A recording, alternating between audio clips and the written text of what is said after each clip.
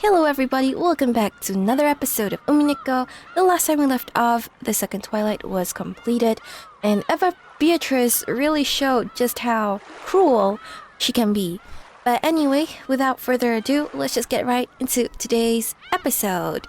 But, wait! Before we start, I'd like to show you guys a masterpiece, an artwork, beautiful, gorgeous artwork that I was blessed to have seen with my own two eyes in recent times. A very own celestial witch, LORETRICE, is drawn by Ivan Volkov. Is an absolutely gorgeous piece of art, and I was just so blown away when I first saw this. But if you want to see my first reaction, I'll put this at the end. I'll put it at the end of the video. I give this 100 out of 10. Very, very good job. You know, I appreciate it. Thank you so much. And if anyone else would like to try their hand at imagining LORETRICE, feel free to do so. I'm always happy to receive art from you guys and anything, honestly. Now, back to our regularly scheduled Umineko content. I guess we're gonna approach the second twilight, battle to death in the hall at 1 o'clock. Jeez, all these titles. わずかばかりの朝食では体が持たないが、しかしもちろん分かってるさ。だがな、時間を置けばどんどん暗くなってくる。多分今が一番明るい。今が一番都合がいいんだ。ローザさんたちが襲われてからまだ1時間も経ったかどうかですよ。いくらなんでも不用心です。It was only natural that Natsuhi was yelling about recklessness, because Rudolph has said that he was going to go to the mansion to get food. Certainly, they were being tormented by hunger as well as their fatigue. In the beginning, they were just fine, because they could fight their moderate hunger with their drowsiness. But now it just made their minds hazy, and even though it was still only midday, their bodies felt like they were reaching their limits. The thought of going to the kitchen in the mansion and bringing back some food was certainly attractive. 私は反対です。多少は辛いでしょうが、断じてここを出るべきではありません。It's really times like this when Natsuhi is saying how they shouldn't, the logical things that makes me wonder, how could she have anything to do with it? 私たちはいい。だが子供たちにひもじい思いをさせるのは心が痛む。親として責任を負わねばなるまい。あなた、お父様が亡くなられた今、後宮家の当主はあなたです。Wouldn't it be wild if Kraus is secretly hoping that Rudolph will get killed on the way to the mansion or on the way back so that he will have more of the portion of the share of the gold, one less sibling to worry about perhaps? Wouldn't that be wild? そのような危険を冒すことは許されません。そうね。夏日さんの言う通りよ。クラウスさんはリーダーとしてここに残るべきね。Oh, he was suggesting that he goes out. Well, that was kind of oddly nice of him. Sorry, Kraus, I kind of just made you out to be the bad guy. なら、誰が屋敷へ行くんだね。俺とキリエ、あと秀吉兄さんの3人で行こうと思う。俺と秀吉兄さんは銃を持ってる。No, I think there's a reason why they want Hideyoshi to come with them. There must be something that they want to discuss with Hideyoshi away from all the other siblings. そう簡単に向こうも手出しはできないはずだ。ローザさんも銃を持っていましたが襲われました。危険ではありませんか？ローザたちの様子を確かめに出た時、銃を持っていたが、俺は一人だった。だが襲われなかった。男が相手なら、向こうも慎重なのかもしれないぜ。男性が2人、そしてさらに銃も2丁。2人には護衛役に徹してもらって、荷物は台車で私が運ぶわ。ローザさんの時とは状況が明らかに異なるはずよ。わしを男と見込んでの話なら喜んで協力させてもらうで。こう見えても屋台を引いて鍛えた体や。力仕事は任せてえな。男性は護衛役に徹してくれていいの。使用人室に折りたたみ式の台車があったから、それを使えば私一人でも十分に食料が運べるわ。I'm just thinking about this aloud, but this is probably the first time that we've gotten so far, and no one has suspected any of the other family members as being a culprit. I wonder if it's because the situation is also different. In episode 1 and episode 2, a lot of the adults died and we had the servants alive, right? But in this scenario, all the servants are dead, so we only have the immediate family members and, well, Nanjo. And no one is really outright suspecting anyone. I wonder if it's because of that, but the situation has clearly changed. And I just wonder, why? Why could it be? Is it because of the adults' smartness? With all of their 6-7 brains thinking at once? Or is it because of the situation of the fact that the servants are just not there? もちろん用心はする。そしてこの冒険を一度だけ成功させれば、もう二度と私たちはここを出る危険を冒す必要はないの。なんとか考え直せませんか。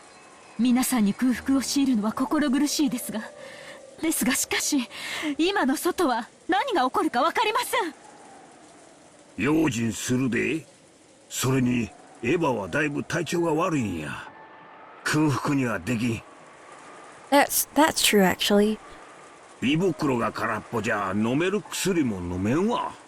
エヴァのためにもわしは出かけにはならんのや。エヴァの具合はどうなんだね。ようやく寝入ってくれたとこや。熱も高い。しばらくそっとしたってや。妻の体調があっては座してもいられんか。わかった。外出を許可しよう。じゃ、俺たちはさっくりと行ってくるぜ。スピード勝負だ。缶詰は OK だよな。缶切りくれこっちにあるよな。はい、缶切りと栓抜きはあります。ゲストハウスに水道があるから飲み物は不要よね。10人分もあるんだから好き嫌いは言わせないわ。よっしゃ、だだって走ってってさっさと持ってこようやないか。傘なんてさしてる暇あらへんで。じゃあ兄貴、留守番を頼むぜ。気をつけてな。本当ならば自分も生きとれ。男に生まれながらこのような急場で力を貸せぬ長男の肩書きが恨めしい。こういう時くらいしか俺らには見せ場がないのさ。たまには譲って兄貴はのんびりしてろい。じゃあな、夏日さん、タオルの準備でもして待っててくれ。傘はささねえから濡れネズミで帰ってくるぜ。わかりました。お気をつけて。Rudolph, Kyrie, and Hideyoshi, each leaving their own brave words behind, left the lobby.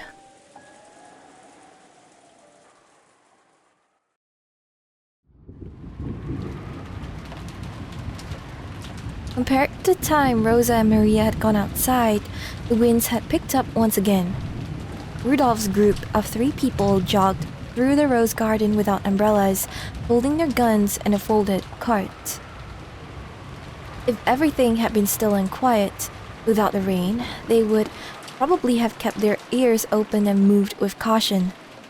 But in this rain, even if some suspicious person was hiding nearby, it would be difficult to notice them. Because of that, it had been Rudolph's plan to instead dash through the dangerous area.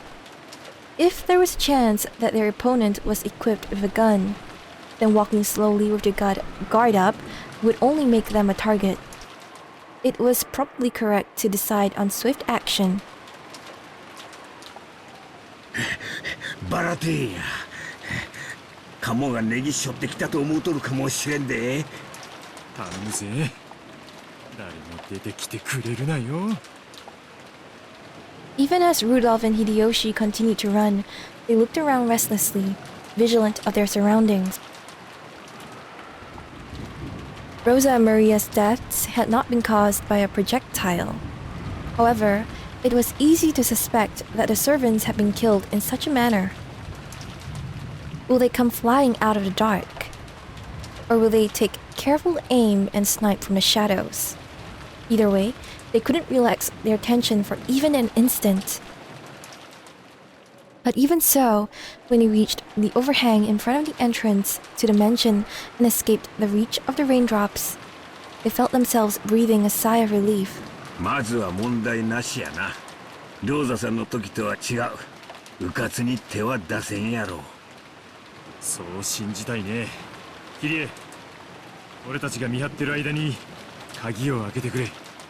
ええ、SP が2人もついてお屋敷に帰宅だなんて、実にエグゼクティブな気分よ。赤絨毯で召使いのお出迎えがあれば完璧や。I don't like this. What if there's a whole goat servants waiting for them inside? お出迎えか。あるかもな。用心しようぜ。As the two cautiously surveyed their surroundings, Kyrie unlocked the front door with the master key she had been given. 開いたわ。秀吉兄さん、戦闘を頼めるか。俺は背後を警戒するぜ。了解や。キリエさん、わしの影から出ないようにな。ほな、突入するで。方法了解。援護するぜ。男の人ってやあね。この状況をちょっぴり楽しんでるでしょう。Do they still not think it's a threat? 諦めろよ。しかし、相変わらずひでえ匂いだな。The air in the mansion felt stagnant with a heavy silence. I don't like this one. At death's door, it sounds like someone's gonna die. And worse, it was still thick with the stench from Kinzo's burnt corpse in the boiler room. And they were struck with a strong desire to leave the mansion, although they were never planning to stay. 前方、問題ないで。厨房まで一っ走りや。とっとと済ませて引き上げよう。スーツが親父の匂いで燻蒸されちまうぜ。The three of them dashed towards the kitchen. Beatrice? It is. And after they disappeared from the entrance hall, the new witch showed herself there. まんまと誘い出されたわね。As planned? 私の罠にまんまと引っかかってくれた。The witch grinned. Thinking about it now, no matter how unbearable their hunger had grown, barely a few hours had passed since Rosa and Maria had been attacked and had lost their lives. In that case, why had they needed to recklessly leave the guest house? Until that question could be dealt with, the only answer was that they had been called out by the witch's magic. I wonder if Beatrice planted some kind of doubt in Kirie's mind, some kind of clue that would have made her want to check out the mansion, and that's the real reason why they're out there. 不用心なやつら。もう生きてこの屋敷からダッシュはしないわ。閉じよ、鍵よ、屋敷よ。The instant she proclaimed that, the mansion closed. The mansion was sealed off in a separate world. Unless she was to dispel the barrier, no longer could anyone exit this mansion or enter it. お見事です。無限の魔女を継承してからまだ半日も経たないのに、その才能に驚きます。まるであなたは生まれながらにしての魔女のようだ。だって私生まれた時から魔女だもの。あなたは瞬きの仕方を誰かに習うの？私が魔法を使えるのはそういうことよ。恐ろしいお方だ。The witch's face twisted with brutality. She was beside herself with excitement at being able to toy with lives again. さてさてまずはルドルフとキリエなわけだけど、どんな残酷な殺し方をしてやろうかしら。失礼ながら先代様より不必要な残酷なる殺害は控えるようご指示を賜っております。そして第4の晩以降は生贄の捧げ方に作法がございます。それには煉獄の7姉妹の力を借りねばなりません。 Alright. あら、そうだったの？そういえばそうだったわね。好き勝手に遊べるのはさっきの第2の晩までなのね。つまんないわ。またローザの時みたいに思い切り遊べると思ったのに。でもそれは最後の殺し方という意味でしょ？と申しますと、私が何度どれほどの殺し方をしようとも生き返らせて、最後に非分の殺し方に沿えばいいわけでしょ？つまり私がどう遊ぼうと結局は問題ないってことになるわ。こんなに面白い力、誰がおとなしくなんかするもんか。Her wild logic was, for an endless witch, an extremely valid argument.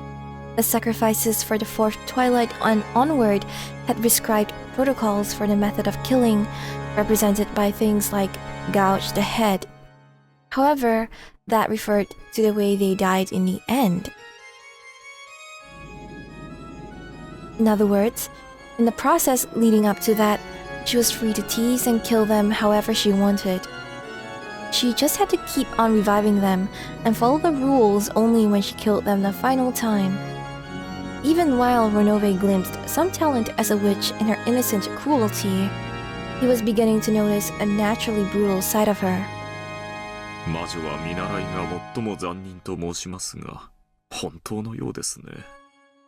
ご随意にと申し上げたいところですが、ここはやはり自重なさった方が賢明でしょう。彼らは銃を持っています。銃のような反魔法力の高い武器は魔女や悪魔の天敵です。Guns are anti-magic? The witch stared blankly at his demon butler, who was unexpectedly afraid of guns. 話が違うわ。魔女は弾丸なんか追いかけられてもへっちゃらじゃないのかしら。いいえ、普通の人間と全く同じように致命傷となります。Oh? その弱点を蹴取らせないために、多くの魔女は厳重に防御結界や家具の守備によって身辺を固めるのです。I can't tell if it's like he's just lying to make her more cautious or it's the truth. Ronove, you have to speak in red. 私にその防御結界というのはあるの？銃弾をも無効にする結界の構築には十分な準備と儀式が必要です。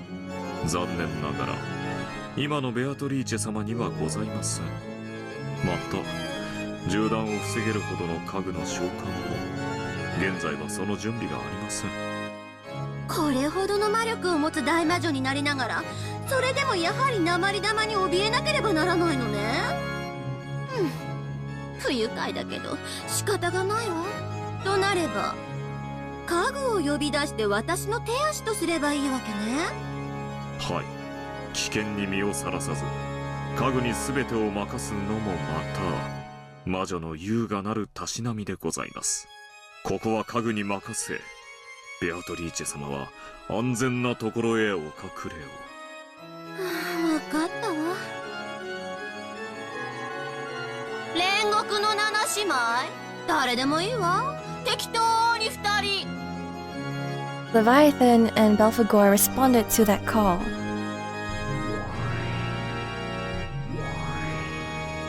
嫉妬のレビアタン、ここに。怠惰のベルフェゴール、ここに。あんたたちの力を見せてもらうわ。標的はルドルフとキリエ、秀吉はダメよ。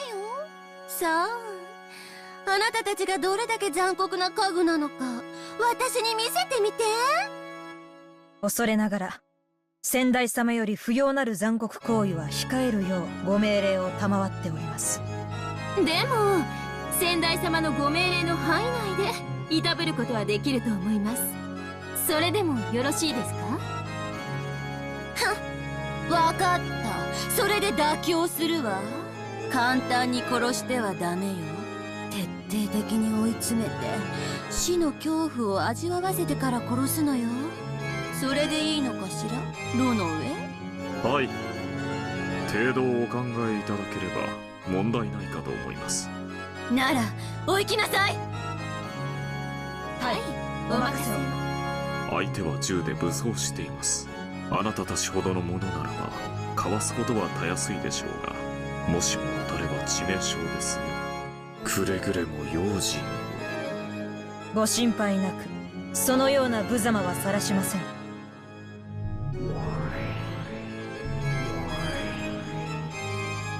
The two sisters of Purgatory vanished. After bowing, Ronove also disappeared. 殺し方にまでルールがね。なんで私が先代様に気兼ねしなくちゃならないの？窮屈でつまらない。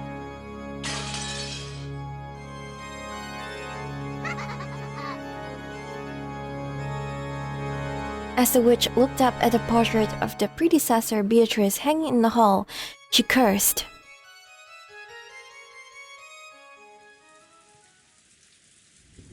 The three had already arrived at the kitchen and were gathering food supplies. Thinking of the possibility that poison had been mixed in, they gave up on the alluring fruits and vegetables and gathered a whole cardboard box full of only the safe canned foods.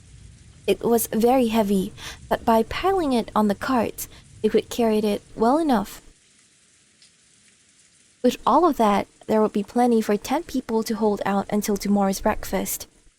That would be enough while they waited for the boat. The two men were supposed to be devoted to guard duty, but the weight of the load was tough on Kyrie, even with the carts. Hideyoshi, who professed himself strong, switched to being the cart pusher, and Rudolph and his wife took up the task of guard duty. これだけあればジョージたちも満腹やろ。帰るまでが遠足や。行くで。When Hideyoshi vigorously proclaimed their departure, Kyrie frowned, looking as though she was gazing into the distance. There was a wall in that direction. No, if her gaze could go through that, the hall was beyond it. Wasn't it a death battle in the hall? That's the title of this chapter. どうしたキリエ？チリチリするの。嫌な予感がするわ。Kyrie stopped, narrowing her eyes even further. 女の勘か？ In times like this, Kyrie's intuition surpassed reason.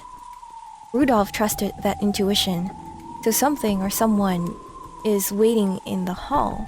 ええ、多分私たちは待ち伏せされてる。さっきまではその気配はなかったの。でもたった今感じたわ。たった今、私たちは待ち伏せられた。なら来た道を戻る義理はねえな。そこに勝手口があるじゃねえか。そっちから出よう。Rudolph made to unlock the back door. When things were carried into the kitchen, they never passed through the part of the mansion that the family came and went from. So outside the back door, there was probably a slope for transporting things. Surely they would be able to leave through there with the cart. It's locked. なんだこりゃ。勝手。くそ。どうなってんだ。開かないの？ああ、壊れてんのかな。It's trap. It's 100% a trap. It's an ambush. びくともしねえぜ。Rudolph tried various things, using force, then coaxing it. But the lock was as hard as stone and didn't even budge. 無理せんと玄関から出ようや。もたもた時間を潰す方が今は惜しいで。Sure about that, Hideyoshi? これが罠だってのか？わからない。用心して。With strained expressions, the three of them returned to the hall again and headed for the entrance. Oh, I don't like this. 誰だ？ The instant they exited into the hall, Rudolph noticed a suspicious shadow right in front of them and yelled. In that instant, a storm of gold leaf started blowing and gold butterflies dyed the area a golden color.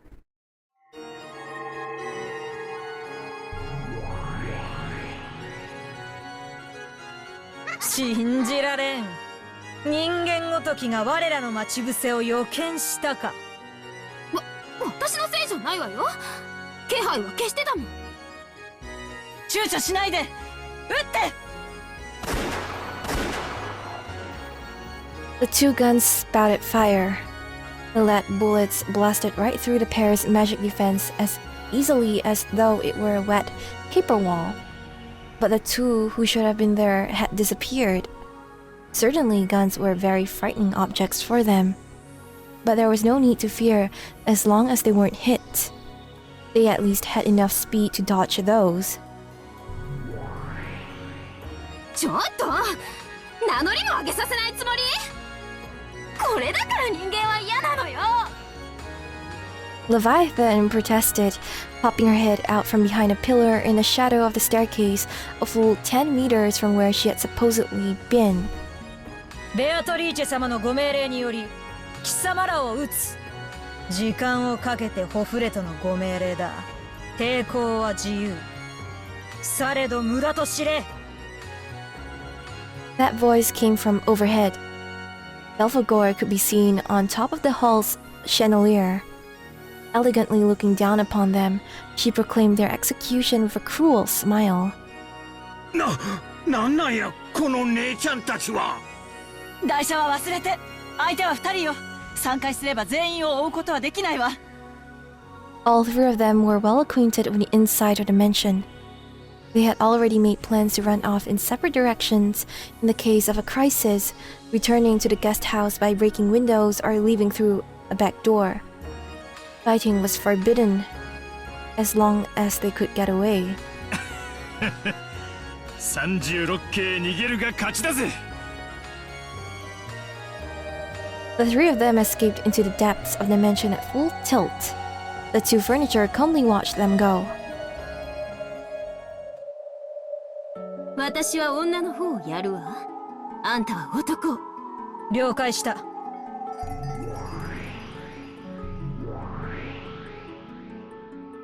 The two pieces of furniture in the shadow of the pillar and on the chandelier burst apart their human-like forms, and, leaving behind only the sound of hopping beetles colliding with the walls, they pursued their respective targets. Their speed was overwhelming, and they easily blocked the other's path of retreat. 家具のお手並み拝見させてもらうわ。楽しませてくれるといいのだけど。ベアトリーチェ様、緑に姿を現されない方がよろしいかと。キングは緑に中央を動かないものよ。それが王者の魔女の貫禄よ。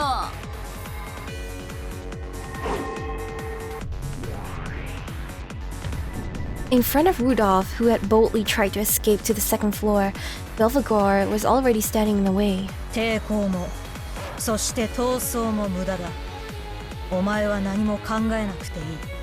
ただ目を閉じているだけでいい。私が全て優しく終わらせてやる。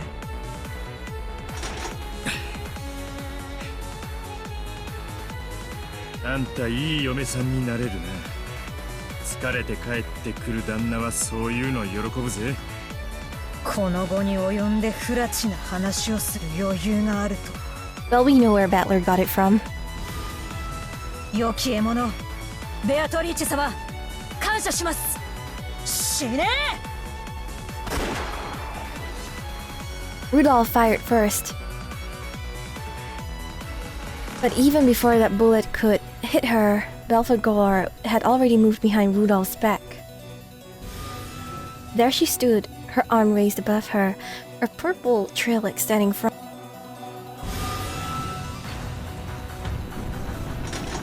Huh? Whoa, what?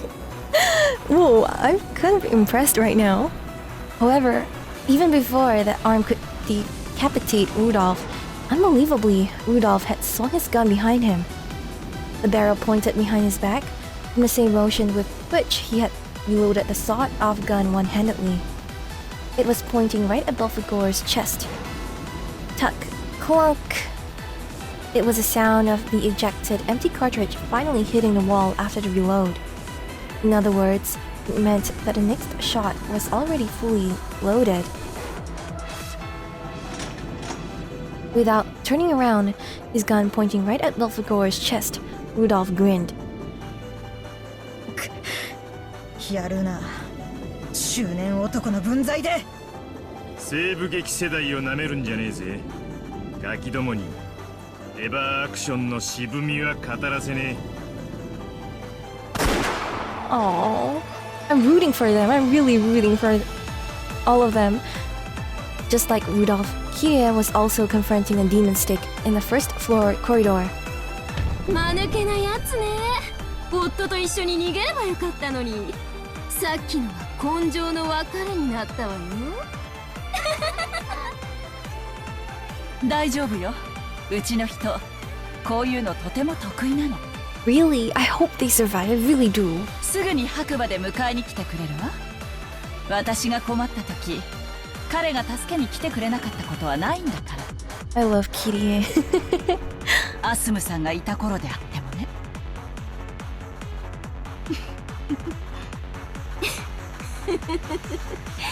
本当に仲のいい夫婦ね。嫉妬するわ。私は嫉妬のレビアタン。嫉妬こそ我が力、我が怒り。同感ね。嫉妬は女の力の原点よ。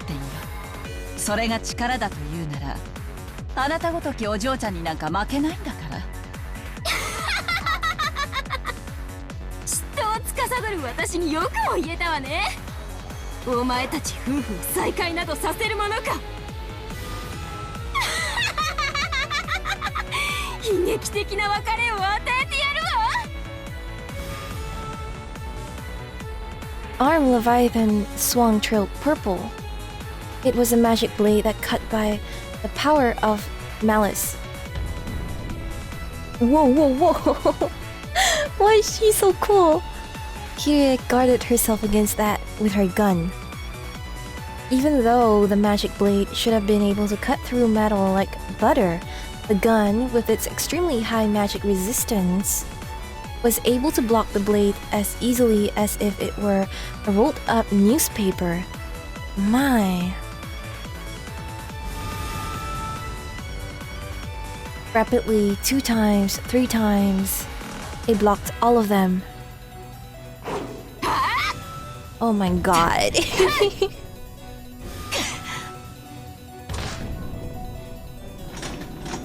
And without missing the opening created when that purple trail took a long swing upward, Kyrie kicked Leviathan in the stomach with her heel. You know, I'm really rooting for them. I haven't been this hyped for a fight since the last fight with Cannon and Genji and Shannon. God. Almost like she was a lightly dancing feather, Leviathan was knocked away. Before the demon stick feet touched the ground again, Kyrie had already perfectly captured Leviathan, who was in midair, down the barrel of her gun. From midair, the 2 women who had spoken to each other of envy as power met each other's gaze. 撃てる？ Pull it, do it! その引きがね。私、夫のいないところでは残酷よ。Oh my god, oh my god, please, please, please, please.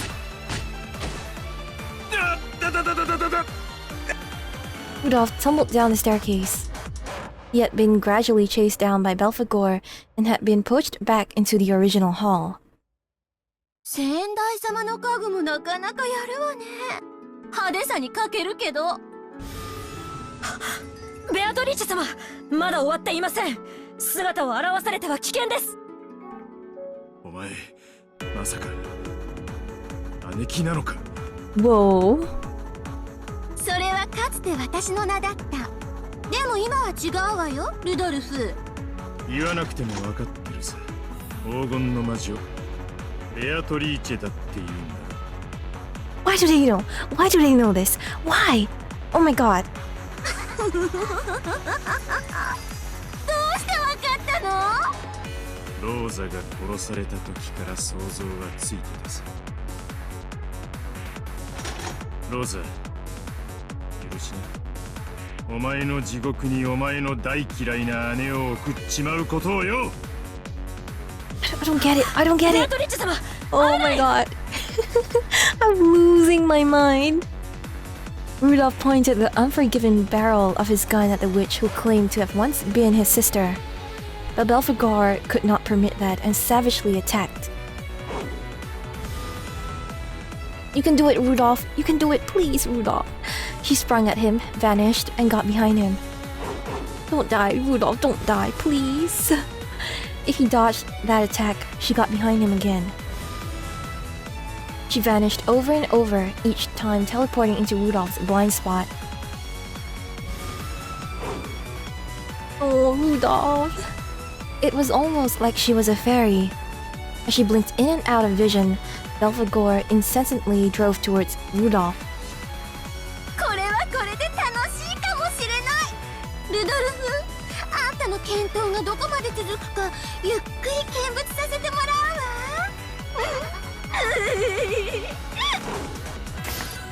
Then, a dull, tearing sound and Rudolph's cry of anguish intermingled. No!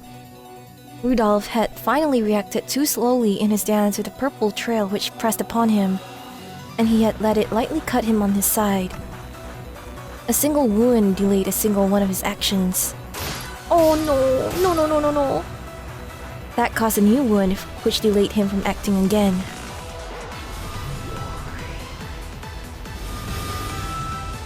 No, Rudolph! Belphegor's dance began to swallow Rudolph whole. Watching Rudolph's body gradually get carved up, his former sister let out a shrill laugh. I don't like this. Rudolph and Kyrie were definitely one of my favorite. I don't want to see him die like this. Leviathan could no longer hide her irritation that Kyrie was absolutely refusing to allow her to deliver a fatal wound.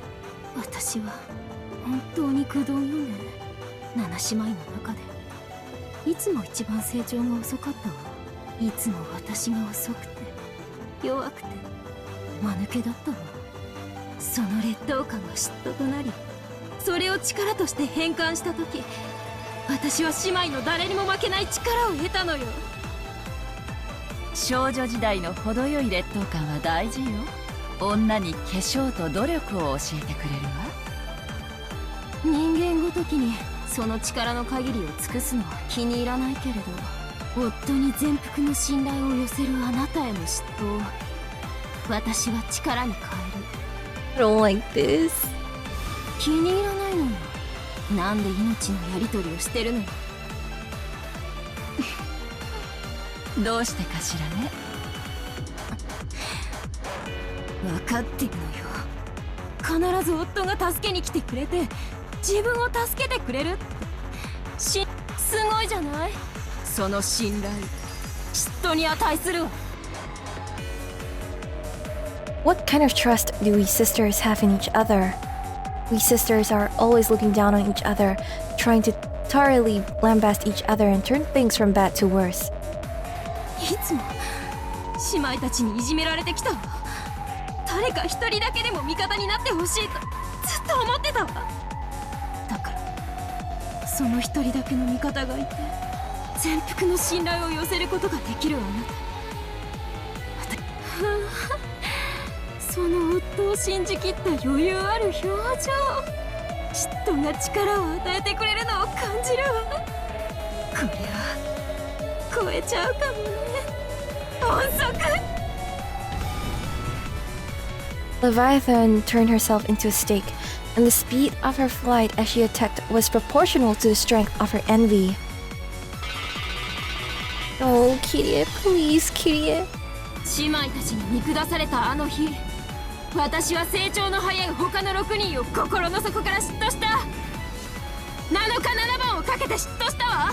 その末に得た私の力と速度を見るがいい。死ねー、後ろ宮キリエ。 Please. The demon stick exposed her true form, leaping about at a terrible speed. The noise from her colliding with and bouncing off the walls sounded like a machine gun. But by now, Kyrie probably couldn't tell whether it was a single stake or a swarm of beetles flying and bouncing around.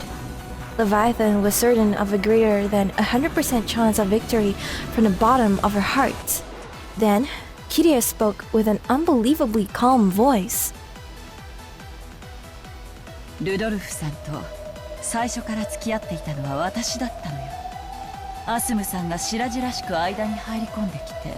Oh, don't tell me that's... Oh, kind of forgot. Battler's mother? ちゃっかりと解任したのよ。ルドルフさんは悪くないわ。あの女が体を武器にして立ち回ってルドルフさんに婚約せざるを得ないよう追い詰めたのよ。I wonder how she feels towards Battler then. アスムさんはバトラ君を身ごもってたわ。そして同じ頃私もまた男の子を身ごもってた。 What? 運命的なことに私たちの出産日は共に同じ日だったわ。そしてアスムさんはバトラ君を出産したわ。 Alright, I vaguely recall this. だけれど私はダメだった。思ったことがあるわ。もしダメだったのがアスムさんで出産したのが私だったならルドルフさんは婚約を解消して私と結婚してくれたかしら。でも私は子供を産めなかった。だからアスムさんが死ぬまで、そしてエンジェを解任するまで私はアスムさんを呪ったわ。嫉妬したわ。アスムさんなんか死んでしまえ。 Whoa. そして私と再婚してほしいってずっと嫉妬して呪って、そしてやっとアスムさんが死んだ。私は確信したわ。私には魔法の力があってそれが呪いとなってアスムさんを殺したんだって確信したわ。 I feel like I'm slowly getting an idea of what this could all be about. Maybe. でも私の嫉妬の炎は収まらない。内緒よ。バトラ君を見るたびにね、あの女を思い出しちゃう。そしてバトラ君を見るたびにね、もし私の子が生まれていたら同じ年だっただろうなって思ってしまう。私は今でも彼女を嫉妬し苛まれてる。今もこれからも未来永劫にね。7日7番姉妹を嫉妬したですって。そうよ。Oh my god. 小娘が。 Holy shit. What the heck? Oh my god. てめえに男を取られて18年間嫉妬し続ける女の狂気がわかるかよ。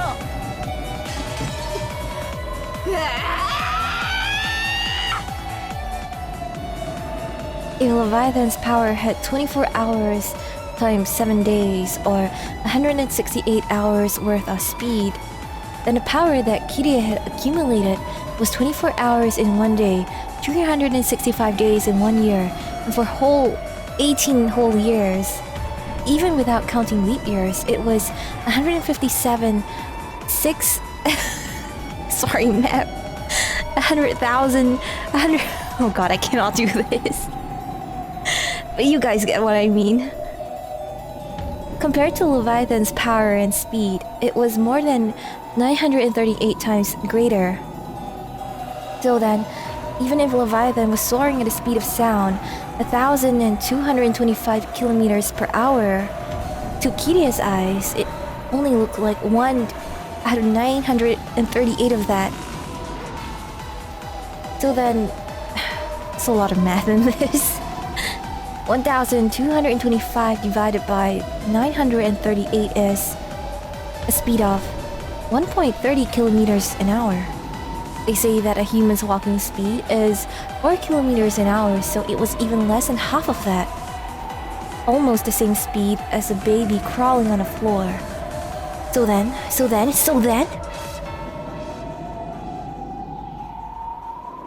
I'm really losing my mind right now.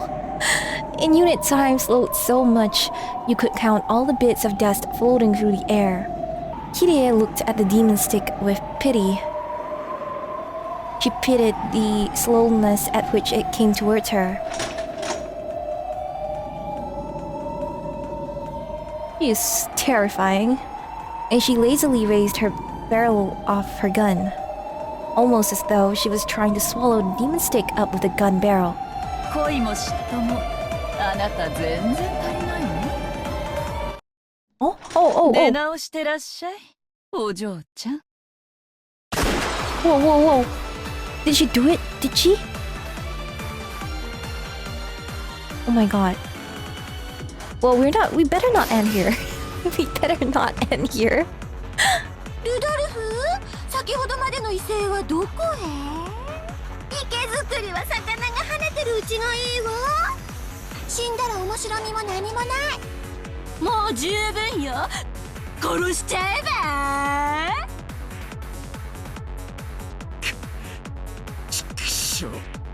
そこまで刻まれてよくぞここまで耐えた。もう十分だ。あとは何も考えなくてよい。痛みなく生を奪い去ってやる。待ってくれ。頼みが最後にあれがやってみて。あれとは何か？西部劇名物のあれだよ。背中を向け合ってから3歩歩いてズドンってやつ。決闘か。よかろう。それにて根性の未練が尽きるならば受けて。 Belphegor is pretty nice. Rudolph raised his wound-covered body and turned his back to her. Belphegor responded and faced her back to his. Belphegor had a sense of integrity that was uncommon in a witch's furniture. I knew it. I knew I liked her. She's going up in my tier list for sure. 言っておく。たとえ私の眉間に銃口を突きつけたとしても、私はお前が引き金を引き、私の頭蓋骨に弾丸が至るよりも早く瞬間移動することができる。ああ、そいつはもう骨身に染みてるぜ。お前は銃弾より早い。それを知りつつ決闘を挑むお前の度胸に敬意を表し感謝せよ。お前は律儀なやつだな。いい女だ。惚れそうだぜ。始めるぞ。3歩で良いのだな。まずは1歩、そして2歩、3歩だ。これでいいのか？ I'm scared. I'm scared. Oh my god. I don't even know what I want to happen. I hope that they survive, but what if they don't? そして3歩も歩いてまだ気づかねえ。俺の勝ちだね、お嬢ちゃん。Oh my god. Oh my god. What happened? 何？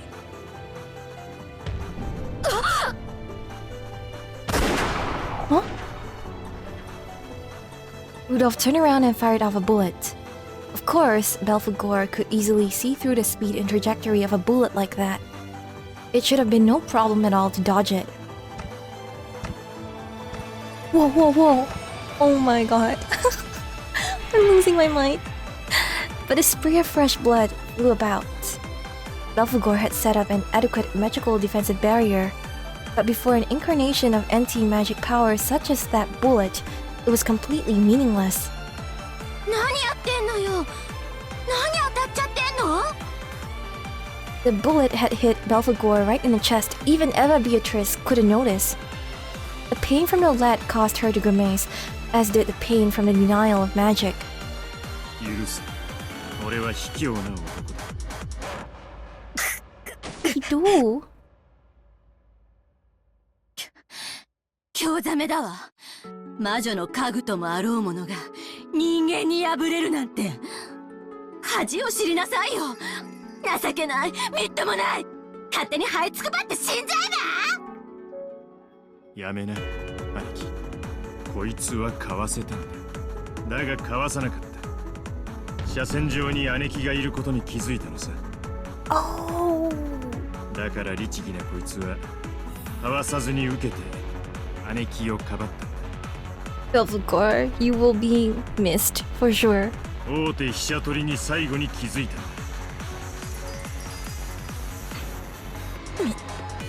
見事。悪く思うな。お前が3歩歩く間にそれに気づけたら。あの散歩、私手心だったか。考えようともしなかった。私は旅だった。お前はいい女だったぜ。先に天国で化粧して待ってろ。 He always says this, do your makeup. I don't get it.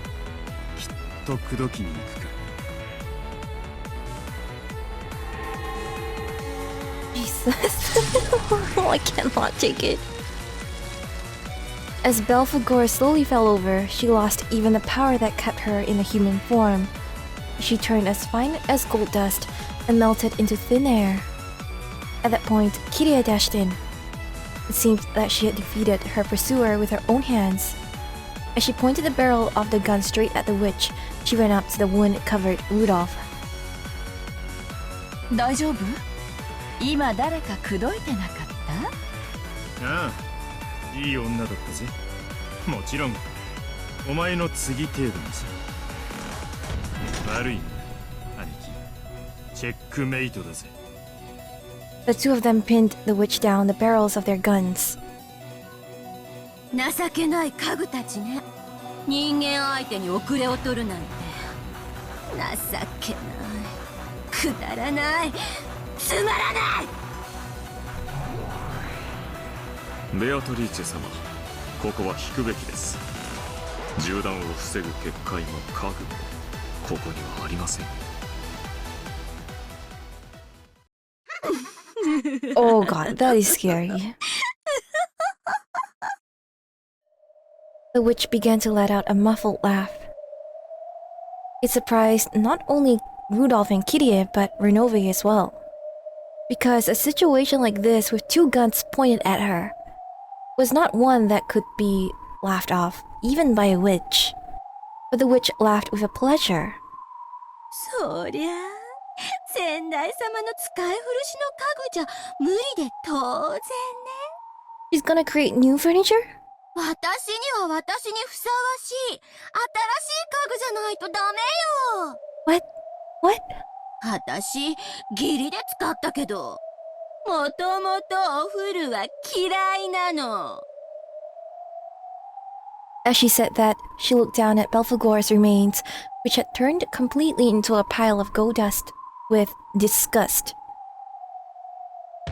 何の話をしてるかわからねえぜ。おとなしく両手を上げやがれって。 Just shoot.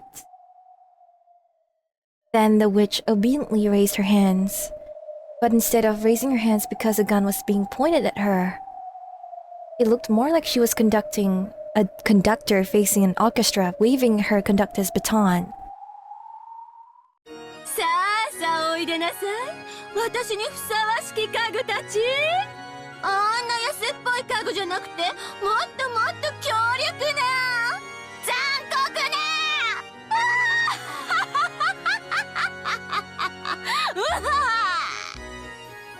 妙な真似はやめて。引き金を引くわ。 I don't like this. After they beat them, they're gonna die still.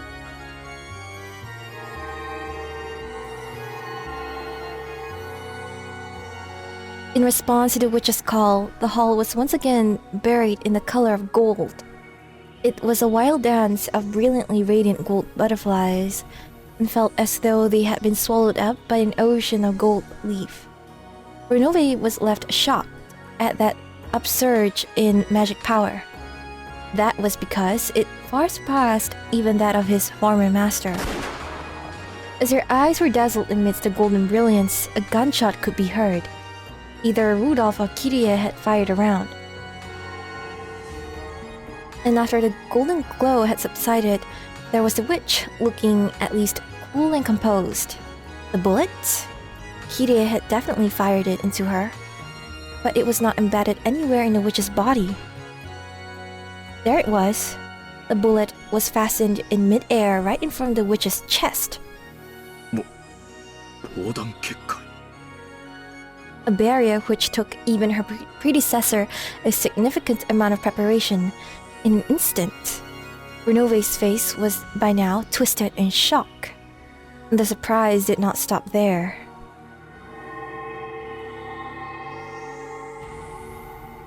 A group of gold butterflies created two humanoid forms.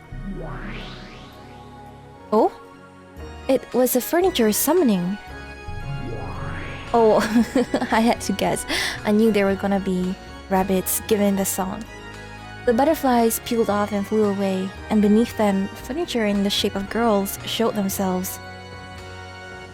シエスタの姉妹兵先代様でもおいそれと呼び出せなかったペンドラゴンの記念兵をいともたやすくシエスタ410ここにシエスタ45ここに私にふさわしい家具なんでしょうねあんたたちは絵本の朗読から同伴デートに隕石撃墜まで幅広くお答えしますよにひひお答えしないと竜王様に怒られます何卒ご命令を大ベアトリーチェ卿ルドルフさん逃げましょうこいつらはダメだわ But they're gonna die. Thanks to the same feeling that had alerted her to the ambush by the seven sisters of Purgatory, Heya clearly heard the warning sirens going off in her head, almost resembling screams. Without hesitation, they ran. As the witch elegantly watched them leave, she ordered her new furniture. 命令よ逃げた二人を殺してそして死体をここへ持ち帰りなさいそしたら生き返らせて何度も遊ぶのよ The witch's expression twisted with an evil smile. Even though she feared that expression, Lucifer appeared and spoke. 恐れながら先代様よりそのような残酷行為は慎むようにと When the witch stared at her with those terrifying eyes, Lucifer was struck dumb. She was unsatisfied. She was bored of not being able to let her own power and her own cruelty run wild. Irritated by her predecessor's furniture telling her to act with restraint, her discontent was at its peak. 傲慢のルシファーちゃんじゃないお久しぶりに元気また今度一緒に遊びましょうねにひひひひひ410死後はダメです怒られます Wait, why? Why can't they chat? 大ベアトリーチェ卿のご命令を迅速に遂行をにひお仕事の時間だに410了解 What does it say? I can't read it. Booted? Frin? What? Firing? I can't read it. I think it'd be easier if I just reverse this image. Booted firing system and a bunch of Greek letters, I think, around it. 追撃狙撃戦準備地形データ収集射撃用データ収集 Oh man, I should have waited until this one. What does it say? Initializing data collection. Oh, okay. 410へデータリンク410データ受領 Forming firing curve. 標的を捕捉地形誤差修正射撃曲線形成制御点補正完了 They are a lot more professional than the Purgatory sisters. 45へデータリンク45データ受領危険区域確認はそこはダメです後ろ邪魔だよルシファーちゃんバックファイヤーで焼けるよにひ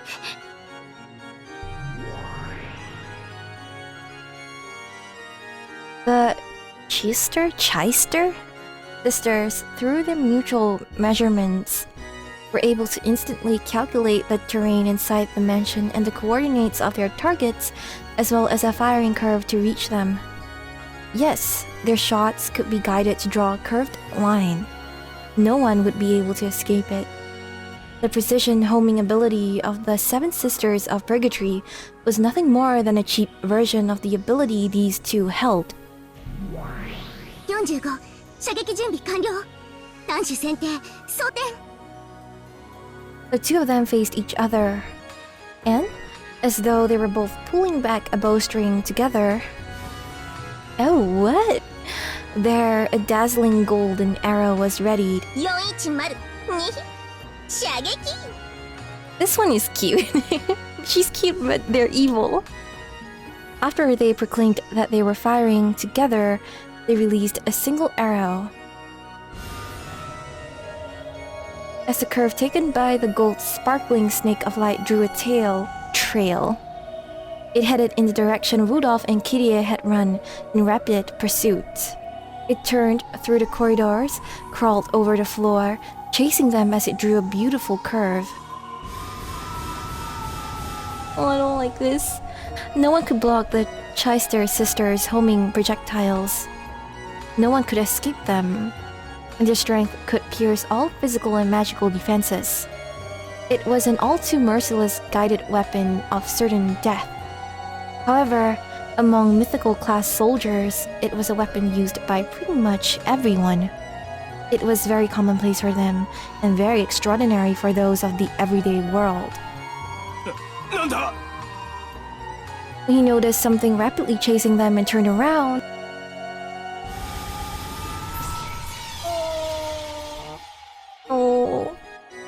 Rudolph was shot straight through the location of his heart by the gold snake.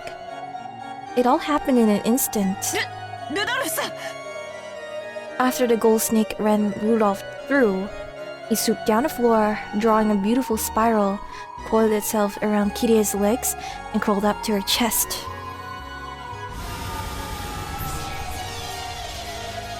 And just like Rudolph, it shot straight through the location of her heart.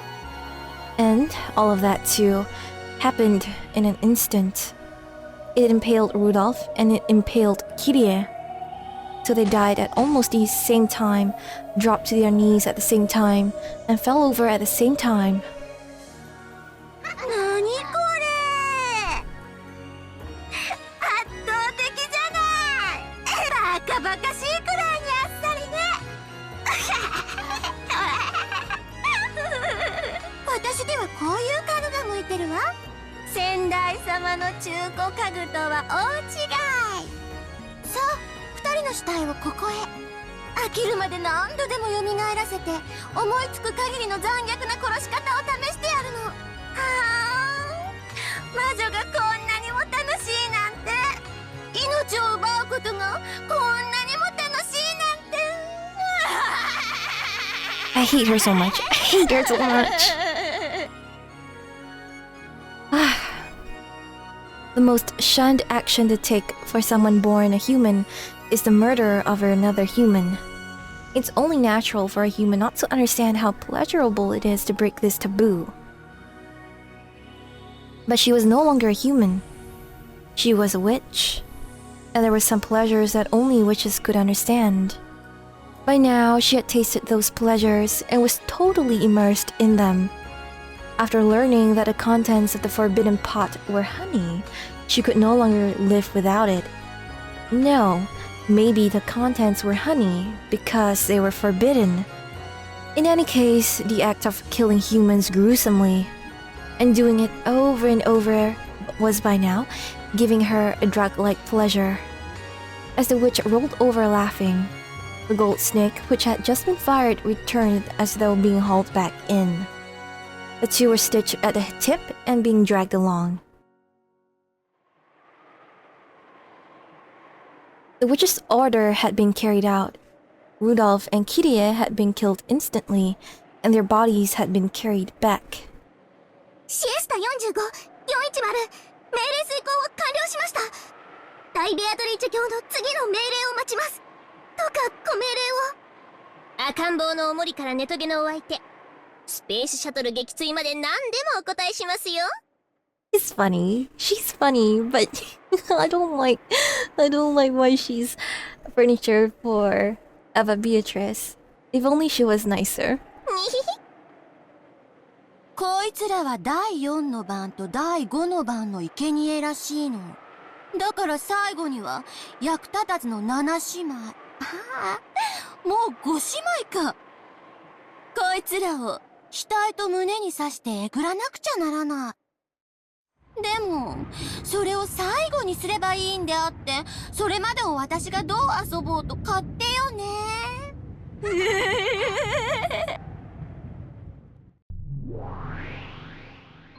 待て待て待て待てい。そなたはわらわの言っていたことをもう忘れたのか。おや、これは先代様、何か文句でもおありですか？あるに決まっておろうが、そなたはやりたい放題ではないか。なぜにわらわの言いつけが聞けぬのか。やりたい放題で何の問題があるのですか、先代様。それに私は儀式のルールを逸脱しようなんて気持ちはこれっぽっちもありません。ちゃんとこの2人の死体を後できれいにして額と胸に杭を打ち込んでおきますから。そういう問題ではないというに、あまりに品がなかったり残酷だったりするとだな。気を悪くする者もおるかもしれぬし。Beatrice really makes Beatrice looks like a saint by comparison. And, well, it's nice that she's at least caring about how Battler thinks, I guess. 先代様がどこかで戦っているとかいうゲームの相手ですか？どの上に聞きました？おしゃべりめ。まあ正直に言うとそういうわけだ。ちょっと目に余ると講義を受けてな。先代様にわざわざ伝言などさせず、直接講義にいらっしゃればいいのに。臆病な方です。I hope Battler comes. I really want to see an interaction between Beatrice and Battler. こことは異なる世界の住人だからの。わらわを返さねばならぬのだ。Battler can't interact with her? まあとにかくだな。ということは、その方は私に何か干渉したくてもできない。そして私も干渉したくてもできない。それくらいに遠い世界の無縁な方との認識でよろしいですか？例えるなら、とても近い2本の平行線の世界とでも言おうか。とても身近な世界なのだが、平行線ゆえに2本の線が交わることは決してない。そんな世界ととりあえずは認識してくれればよい。交わらないということは、私とは関係ない世界のことということです。もしその方の代弁で私に自重しろとおっしゃられてるのでしたら、その方に交互伝言をお願いします。あやつにか？なんと伝える？余計なお世話だよ、消えろよババア。へそでもかんで死んじゃえば。失礼しました。先代のお友達でしょうから、多分女性だろうと想像しただけです。Oh, she was totally saying it to Beatrice. ババアと言っても、決して先代様のことではありませんから、どうかご容赦ください。When she spoke, the witch was looking straight into Beato's eyes. Anyone in that place would be able to figure it out just by looking. 先代様、とても不思議に思うことがあります。どうして先代様はその別世界の方とゲームをして魔女だと認めてもらわなければならないのですか？それはだな、すべての人間に魔女の存在を認めさせることが完全なる支配につながるからである。一人頑固者がおってな。どうあってもわらわを魔女とは認めんのだ。どうしてその人間の認可が必要なのですか？魔女が魔女であり魔法を振るうことにどうして人間に認められる必要があるのですか？だからな、前にも話した通り、魔法というのは。私は魔女です。別に誰の認可がなくとも魔法が使えますが、何か？この世界ではな。しかしだな、それをあやつが認めない以上はなんと説明すればよいのか。説明いりません。だって決して交わることのない別世界の話じゃありませんか。それはつまりない世界も同じということです。別世界でゲームで戦っていると先代様が妄想を語っていることと何にも変わりません。重ねて言います。私と関係ない話です。そして私はもう魔女です。先代様はどうやらその何者かに認めてもらえないと魔女になれないようですが、私は違います。誰に認められずとももう立派な魔女です。先代ということであなたに形式的な敬意は捧げますが、それは私の行為であって義務ではありません。もう私はあなたの助言など求めていないし、これからどうすればいいか、どう遊べばいいかはっきり分かってます。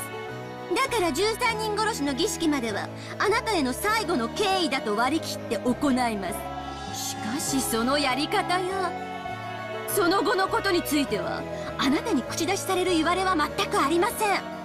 そういうことで一つよろしくお願いします。 I've been thinking about this for a while, but is her voice actor the same as the one for Eva?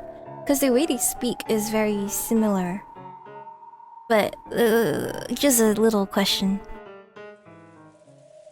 At a glance, those words seemed obedient, but they contained within them a clear parting of ways. They were saying, as clear as could be, I have no more reason to rely on you, so don't get in the way of my fun. Beato understood that and was dejected, realizing that no matter how she explained it, she wouldn't be able to make the witch understand. そうか。ならばわらわはもう知らぬぞ。魔法は敬いの気持ちなくして存在できぬことを身をもって知るがいい。あなたがこれまでに縦横無尽に暴れてきたそれがどう敬いがあったのか教えてほしいものです。 After hearing that, Beato could not respond, because she remembered hearing exactly the same thing from a master. シエスタの姉妹、先代がお帰りよ。先代様、どうぞこの場はお引き取りを。でないと私たちが叱られます。 Throughout her body, Beato felt something invisible in the Chester sisters' eyes, which could only be described as an oppressive feeling. The green one is very scary.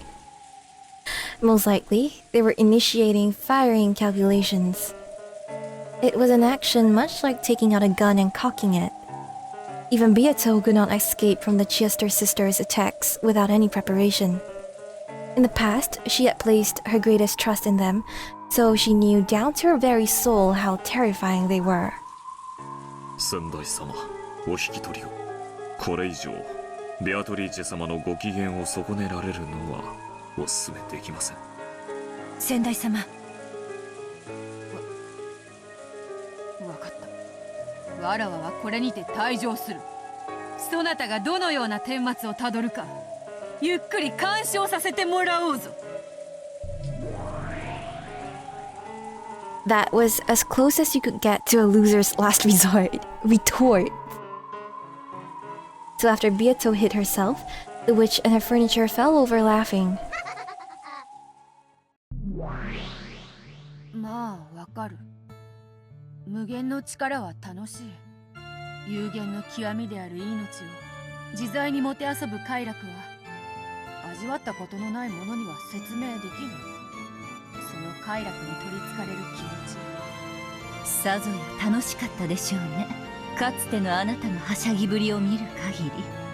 あれがかつて何度も諭そうとしたお師匠様と、それに耳を重ぬわらわの姿だというのか。なぜあの子の行為を咎める気になったのですか？これは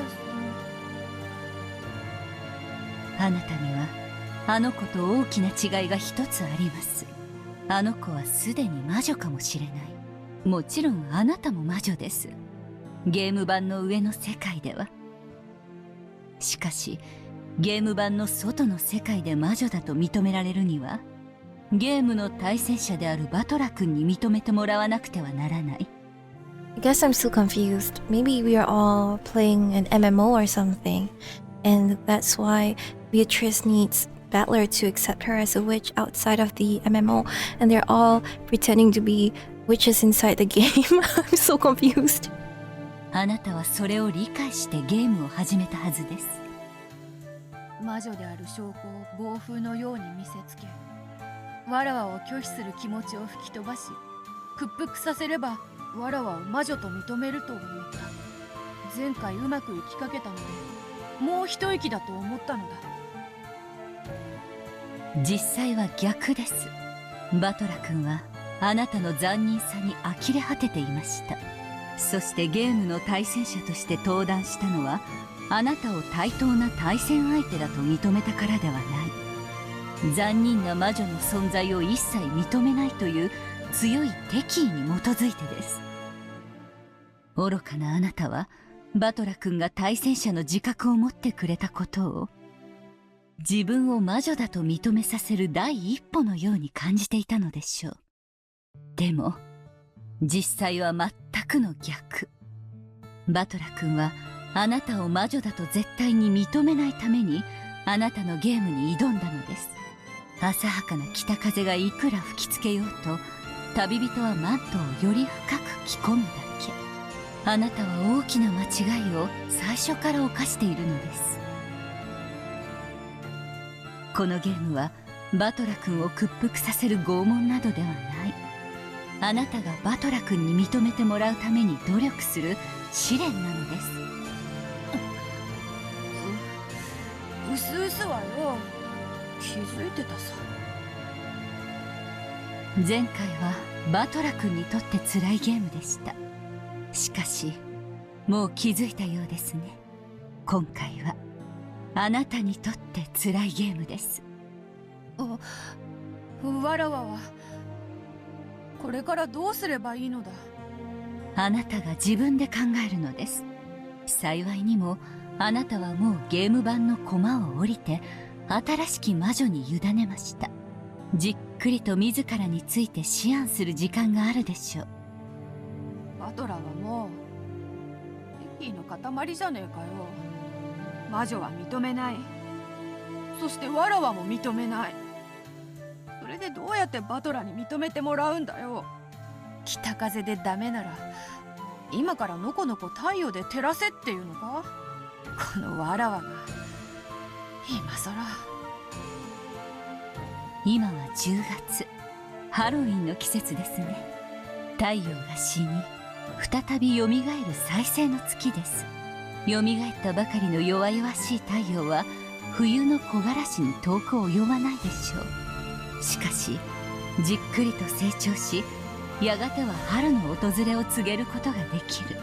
その時旅人はマントを畳むこともあるかもしれない。わらわ間違ってるというのか。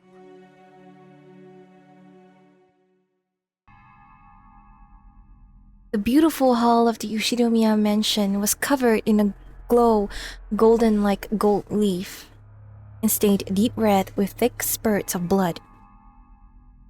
The number of deaths given to Rudolph and Kyrie had long surpassed anything you could count on both your fingers and your toes. The witch was breathing so hard her shoulders shook, but it wasn't because she was tired. She just couldn't hide the ragged breathing caused by her still uncontainable excitement.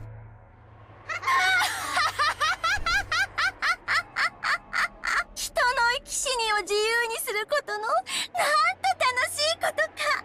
無限の魔女の力の前には私が思い描く無限のすべてが実現するわ。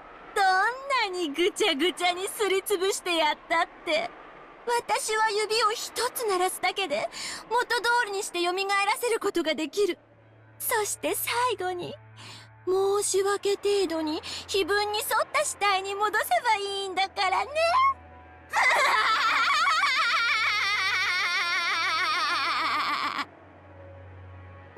たち、ぬいぐるみのお腹を裂いたことってある？な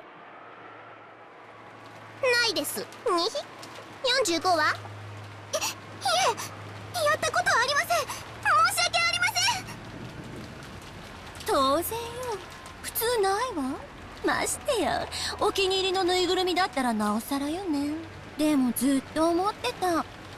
こんなにも大好きで、ふかふかのぬいぐるみの中には何が詰まってるんだろう。いつか覗いてみたいってずっと思ってたわ。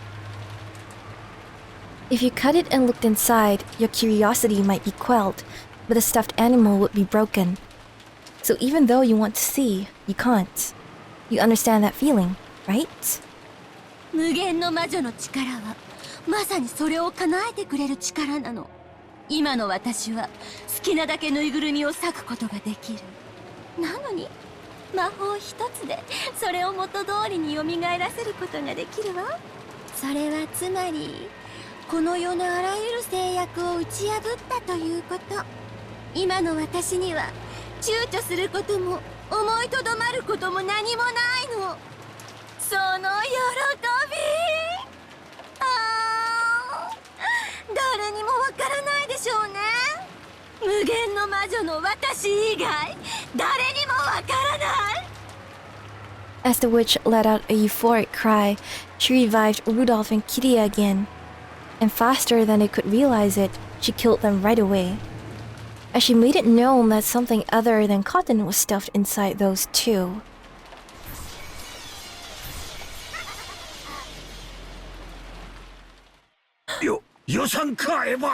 Hideyoshi! Hideyoshi! あんた、いたの？ They all recognized her as Eva. In that hall of tragedy, Hideyoshi showed himself, his gun readied.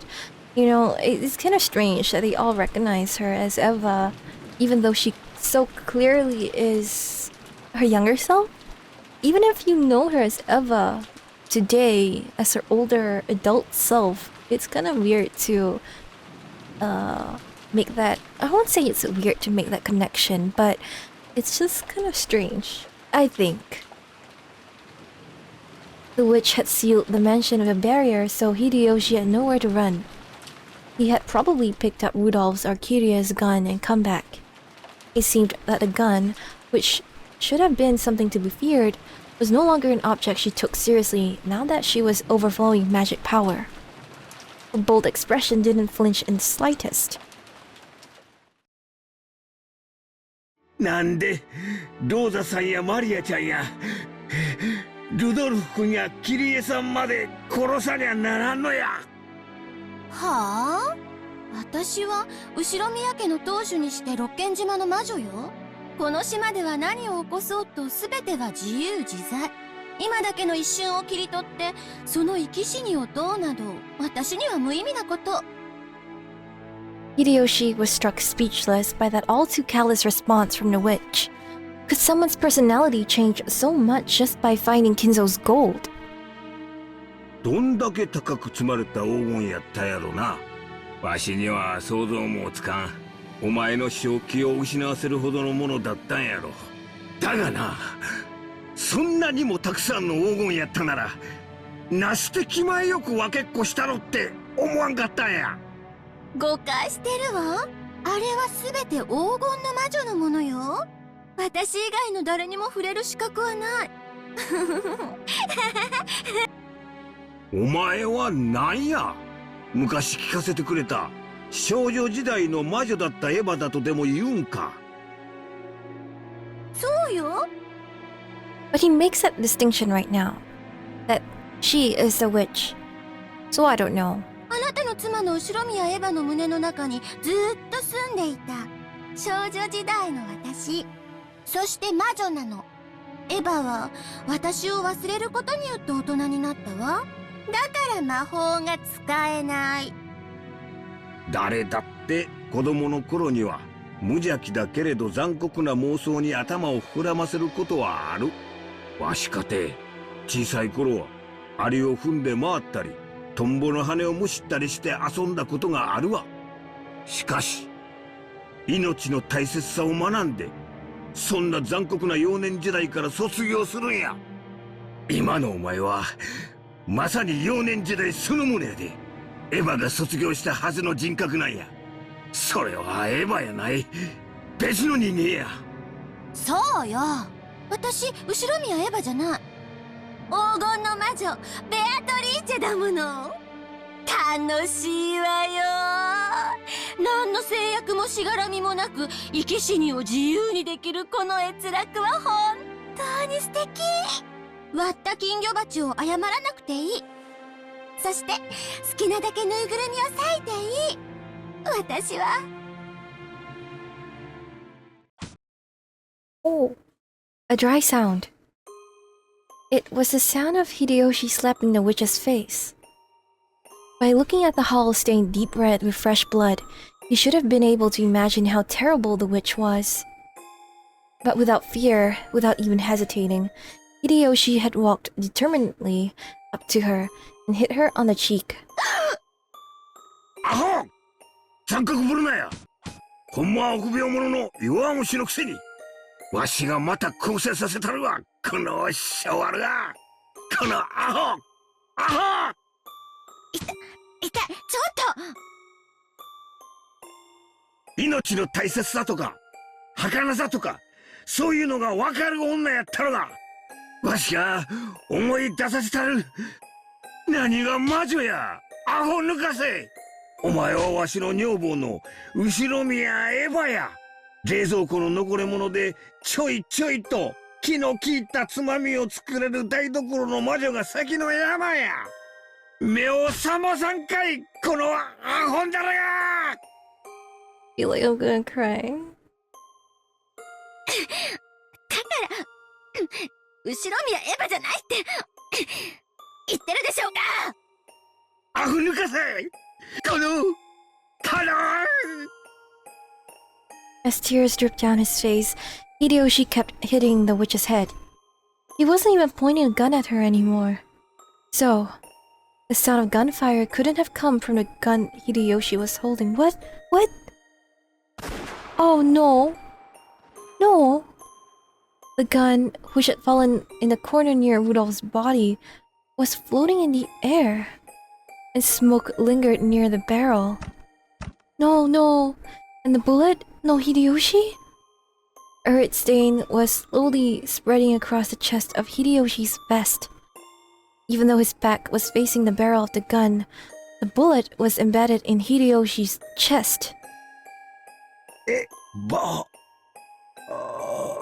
Oh, Hideyoshi. だから私はエヴァじゃないと言ってるのに、バカでうざい男ね。あんたしつこいから第6の番の生贄に変更してあげるわ。どこかのベッドの下に隠れて震えてでもいたなら見逃してやるつもりだったのに、わざわざ戻ってきて。Oh, right, because she did say that she was going to spare Eva's family. 本当にバカな男だわ。Thunk. There was a dull sound as Hideyoshi fell to the floor. Even though he would be able to escape his pain by dying, he resisted that until the last second. And staring straight into the witch's eyes, he passed away. Because he had died without closing his eyes, for a short while, the witch didn't realize that he was dead, and she remained pinned down by that gaze. こいつも新しいおもちゃにして遊びます？にひ。At those words, the witch finally realized that Hideyoshi was dead. あ、そうね。どうしようかしら。The Chester sisters, I keep forgetting how to pronounce it. The sisters waited for instructions. On the inside, they imagined an order even more brutal than before from their master. But the expression that rose to the witch's face looked as though she had gotten over her excitement. She looked down at Hideyoshi's face, which still had tears dripping down it. この男のせいですっかり興ざめだわ。もうやめた。ロノウェいる？はい、ここに。後片付けをお願い。先代様もうるさいしね。あのババアが納得する程度に綺麗にしておいてちょうだい。一応、先代様への義理で儀式のルールには従うわ。この3人の死体を第4の番から第6の番ってことでお願いね。ルシファー、出番よ。傲慢のルシファー、ここに。その3人の死体、ほじくってえぐっといて。死体をですか？そうよ。何か不満？いえ。The seven sisters of Purgatory had a modest sense of pride. It was the pride of a hunter, the pride of gouging prey that they had brought down themselves. However, being told to gouge a corpse that someone else had brought down ran contrary to that feeling. Of course, that was not the witch's intention, but for the seven sisters, it was horribly humiliating. However, they had already messed up, with two of the sisters defeated, so they had no right to question her. Only Ronove appreciated that, and he rested his hand on her shoulder in understanding. ベアトリーチェ様のご命令ですよ。ルシファーは3人を選び、儀式の作法に従い処理をするように。あと、できましたら私のお片付けにも手を貸してください。かしこまりました。The witch looked down upon Hideyoshi's corpse, as though implying that this somehow weird atmosphere was all Hideyoshi's fault. バカな男ね。死なずに済んだのに。あなた Oh no. あなたどこいるわよね。返事をして。 The sound of a loud thunderbolt woke Eva from a nightmare. If Hideyoshi had been gripping her hand at that time, her fearful heart would probably have been instantly healed. However, Hideyoshi, who had sworn that he wouldn't leave even for a moment, was nowhere to be seen in the room.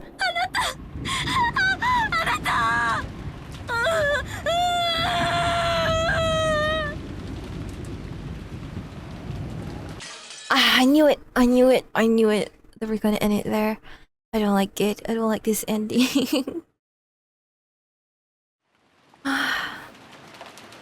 30 minutes passed, the definition of a witch. 30 minutes had already passed since Rudolph's group had left the guest house. By any measure, their return was too late. And Kraus and Natsuhi, who were waiting by the entrance, were by now about as restless as they could stand. The chain was set on the door. That was a precaution in the event that Rudolph's group was attacked and the master key was stolen from them.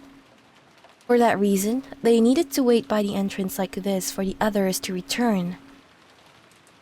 さすがに遅すぎます。彼らの身に何かあったのでは。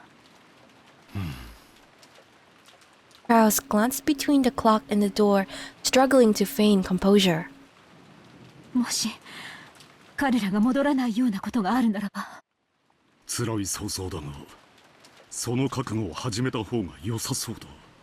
やはり不用心だったのだ。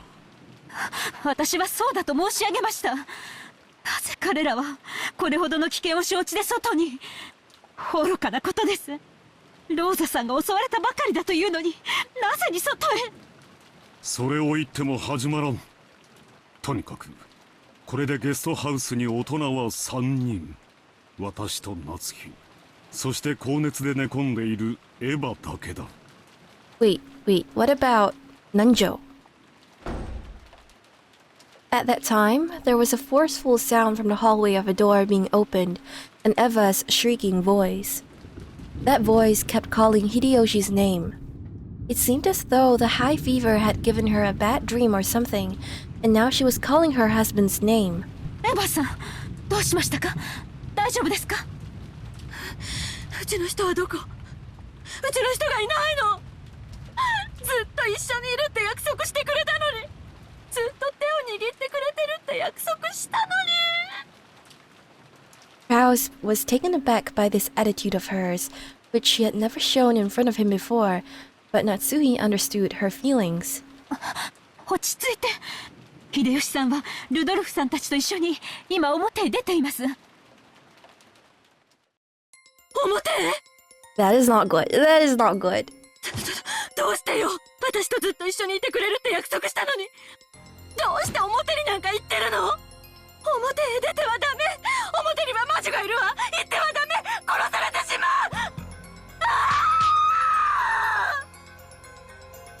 う。エヴァ、落ち着きなさい。秀吉さんはルドルフたちと一緒に屋敷へ戻っているのだ。どうして屋敷に行かなくちゃいけないのよ。ここなら安全なのに、どうして表になんか出したのよ。どうして屋敷なんかに戻ったのよ。明日までの食料を取りに行くことになったのだ。秀吉さんはお前の体調が悪いことを気にしてて、そのためにもと言って。いつ戻ってくるの？いつ戻ってくるのよ。表はダメよ。バラ庭園はダメ。屋敷はダメ。魔女がいる。黄金の魔女が歩き回ってる。 Definitely Eva seems to know where Evatrice is at. 見つかったら殺されてしまう。絶対に殺されてしまう。ああ、うちの人はいつ戻ってくるの。30分前にここを出ました。私たちは帰りを待っています。30分？そんなのおかしいじゃない。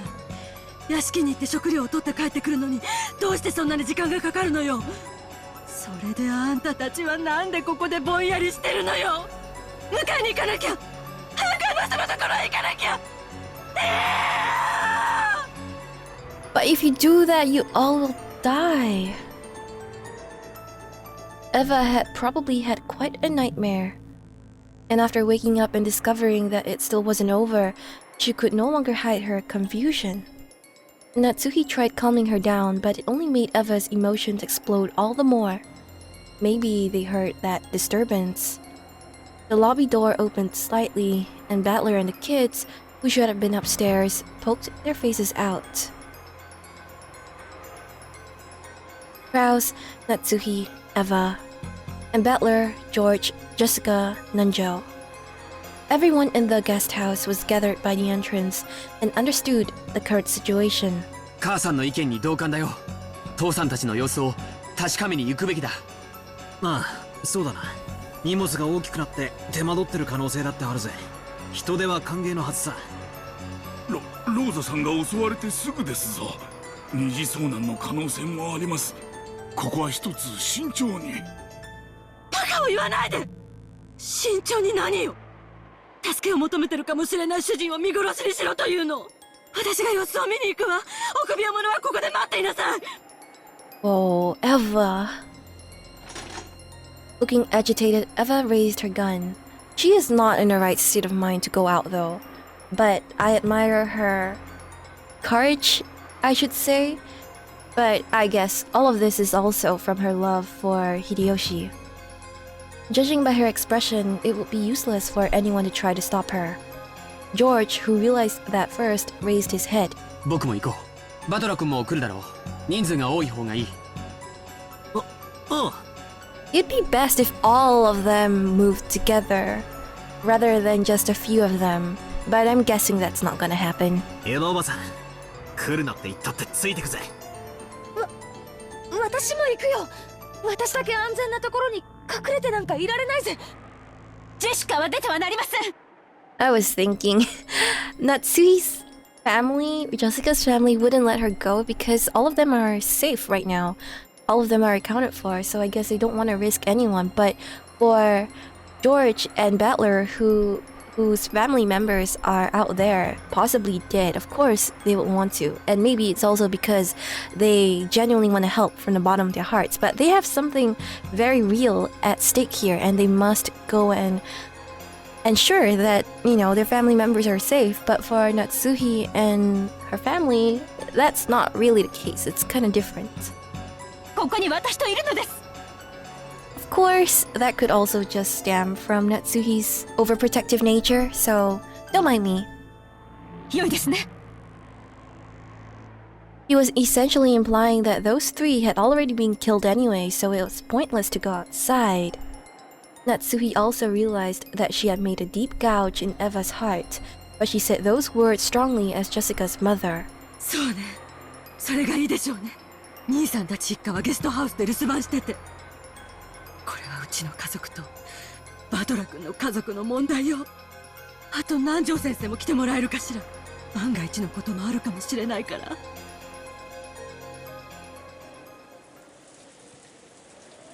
Would Nanja go? I guess he would.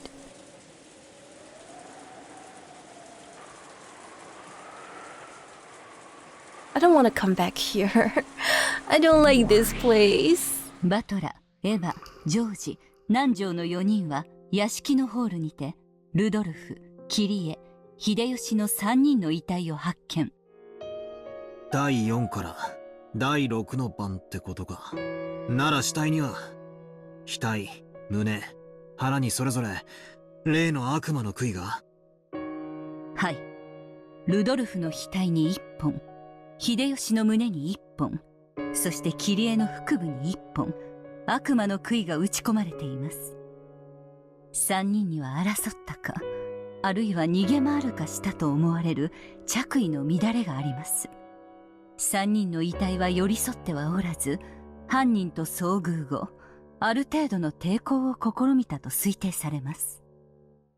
杭で額と胸と腹を、相変わらず無芸。Even though Ronove knew it would be superfluous, he thought that maybe he should tell Battler. In actuality, the witch had killed them in a much more horrible way. Beato had advised the witch to restrain herself, which was why the corpses had been left so undamaged. The new and brutal witch, thinking that all she needed to do was get the gouge with the stick part right, might even have just stuck a stick into a lump of meat that wasn't even shaped like a human. Oh. Rosa's and Maria's corpses would probably have been especially striking if they had been killed as the Golden Witch had wished. Just how gruesome would the exposed corpses have been? Beato had changed that into a kind of killing that Battler would have called still better. Wanting to have Beato's small bit of thoughtfulness appreciated, he thought of telling Battler about that. But for Battler, that might do more harm than good. To humans, the gap between being alive and being dead is very large.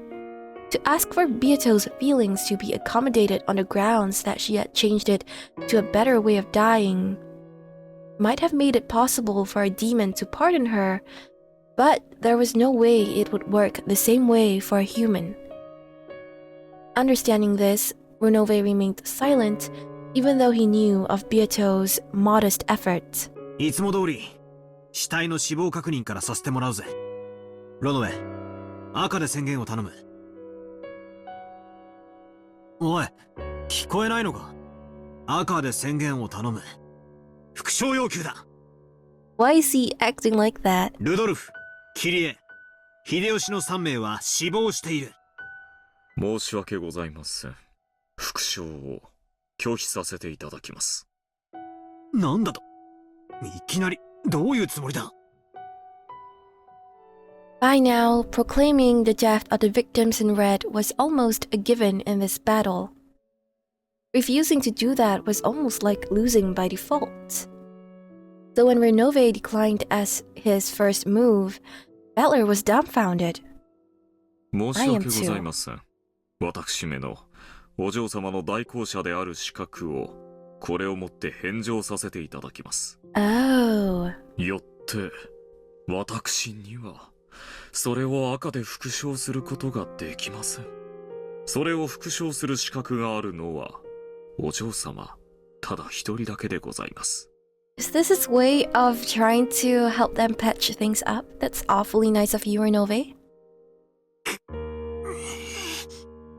正しい言い分です。ロノウェはベアト側の代行者でしかありません。ロノウェが代行の役を負り、かつバトラ君がベアトを相手として認めないならば、新しい代行者を立てる必要があります。Oh? 新しき代行者はおりません。 Oh, okay, okay. So like I thought. どうかバトラ様、お嬢様を再び対局の相手とお認めください。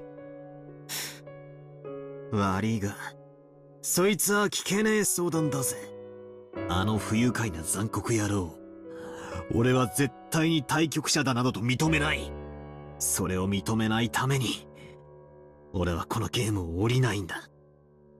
So, what I felt since a couple of chapters ago, it feels like this part is focused on Battler and Beatrice's interactions and relationship with each other, but also there is Evatrice's cruelty that we have to consider.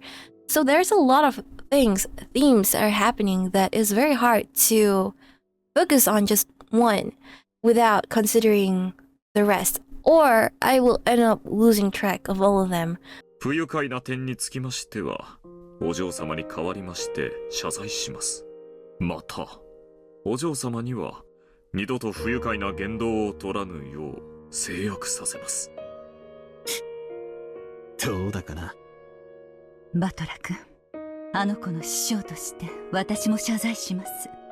よく言って聞かせますので、どうか一度だけ許してやってはくれませんか。おいおい、よしてくれよ。まるで俺が悪者みてえだぜ。それに、あんたらにいくら謝罪の言葉を聞かされても、俺の耳には届かない。そいつを、ベアトが自分の口で言えるってんなら、まあ、耳を貸さねえこともないぜ。Battler is acting childish, but what can I say? His feelings are justifiable. His whole family was killed. わかりました。それがあの子を再び認めてもらう唯一の条件ならば、あの子に謝罪をさせましょう。ロノウェ、あの子を呼びなさい。よろしいですね、バトラ君。好きにしろよ。だが、俺が許すと期待するな。呼べよ。あのムカつく魔女。ありがとうございます、バトラ様。ただいま、お呼びいたします。お嬢様、バトラ様がお呼びでございます。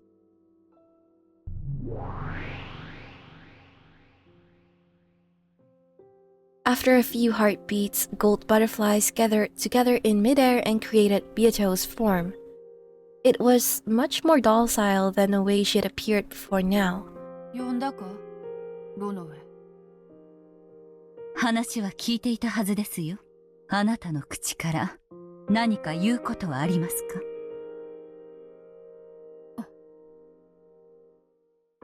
It looked as though Beato shrunk slightly under Battler's cold gaze. Several times, Beato made an effort to get the words out of her mouth, but that didn't work so well. And she was just as awkward as someone trying to light a match during a freezing winter with frozen hands.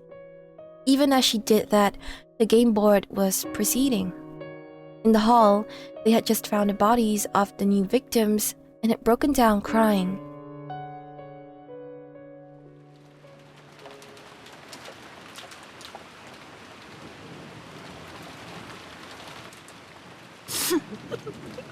Oyaji!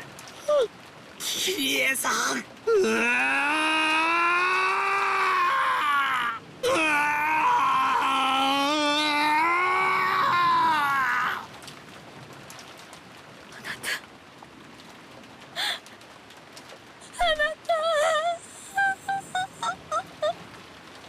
Kasa, しっかりして。僕だって悔しい、悲しい。おそらく即死だったでしょう。たとえ彼らが倒れた直後に我々がここに訪れたとしても、きっと手遅れだったに違いありません。いいえ、違うわ。きっと生きてたわよ。胸にこんなものを刺されて。うちの人ももがき苦しみながら死んでいったに違いないのよ。もっと早く来ていればきっと助かった、きっと助かったのよ。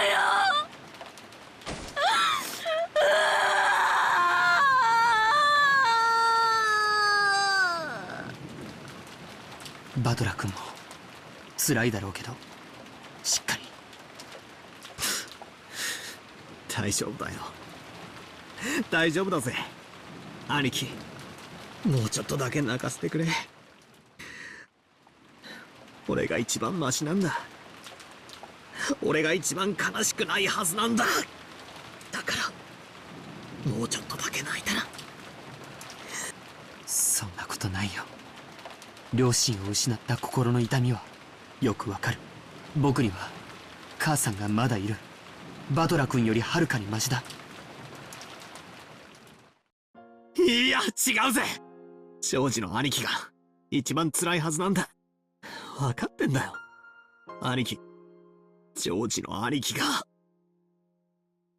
俺たちの中で一番悲しくて辛いんだ。 Let's not forget he lost Shannon too. 俺はそれを分かってる。だからこれ以上メソメソなんて泣いちゃいけねえんだ。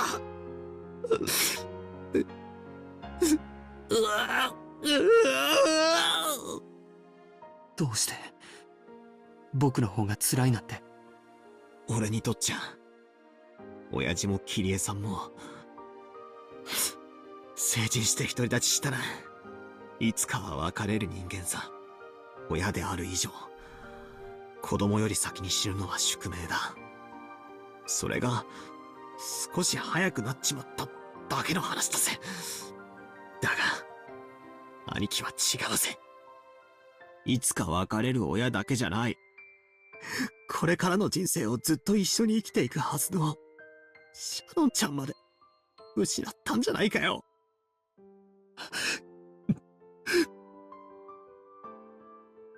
人の命に重さなんかねえさ。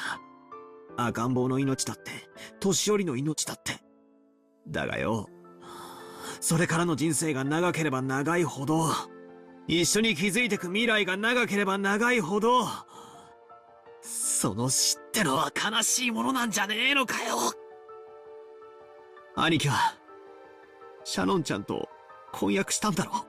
これからの人生と家庭を一緒に築いていこうって約束したんだろ。その未来のデカさが、幸せのデカさがよ、俺の痛みなんかとは比べ物にならねえ。だから兄貴はもっともっと泣いても許されるはずなんだ。なのに俺たちいとこの兄貴格だからって無理に冷静を装ってやってよ、バトラ君。 George was trying to make a calm smile, but he couldn't any longer stop a single hot tear from leaving a streak down his face. 悲しくないわけがないじゃないか。僕はシャノンと一緒にたくさんの未来を思い描き合ったさ。きっと100年の人生では叶えきれないくらいの夢を語り合ったさ。その夢の一番最初の籍を入れることさえ叶えられなくて悲しくないわけがないじゃないか。それに比べたら俺なんかだから俺にはこれ以上泣く資格なんかねえんだ。兄貴だってこらえてるのに俺にこれ以上の涙を流す資格なんて。同じだよ。親しい人を失えば悲しいのは僕もバトラ君も同じだよ。だからバトラ君が僕より涙を流してはいけないなんてルールはない。そして僕だってもうこれ以上涙をこらえなければならないなんてルールも。兄貴兄貴、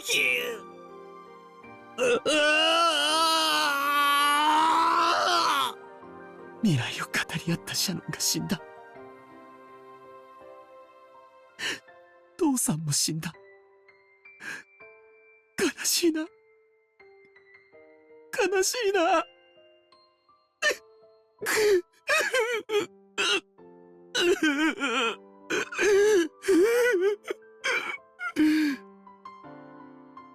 As Battler and George tightly hugged each other, they cried a waterfall of tears over each other's shoulders for those people important to them.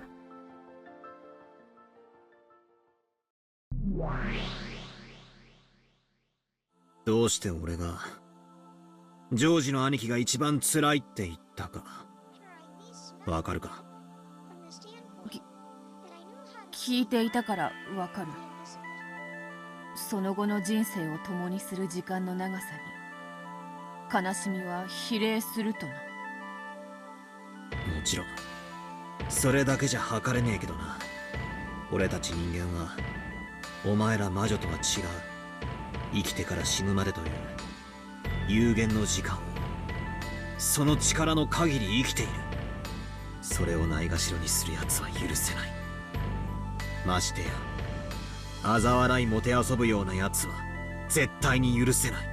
お前のような死の概念もめちゃくちゃな奴には理解もできねえだろうがよ。これから生きる時間の長さだけじゃない。 I like this music. 一生懸命に生きている奴の人生を嘲笑うこと、これが一番。俺ジョージの兄貴はがむしゃらに頑張って人生を生きてた。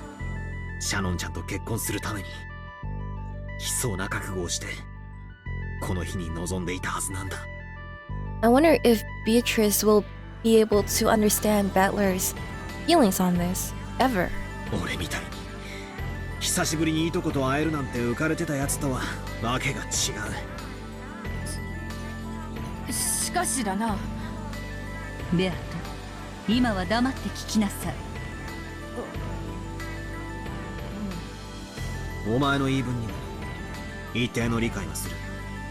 お前には自分の復活のためにおかしな碑文に沿った殺人を続ける必要があるってんだろ。だからその範囲内でのお前の殺人はお前の立場の事情を汲み取る限りそれがお前にとっては必要な行為だからだ。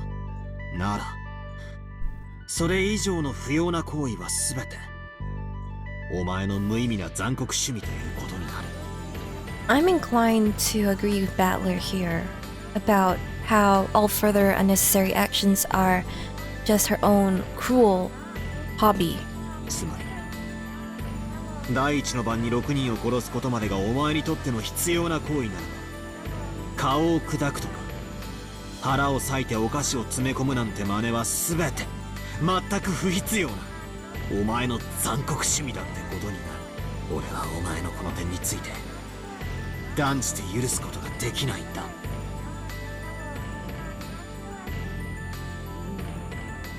お前はローザおばさんがひどい殺され方を繰り返された時、結局は最後には生き返らせるのだからどう殺したっていいじゃないかみたいなことを言ったそうだな。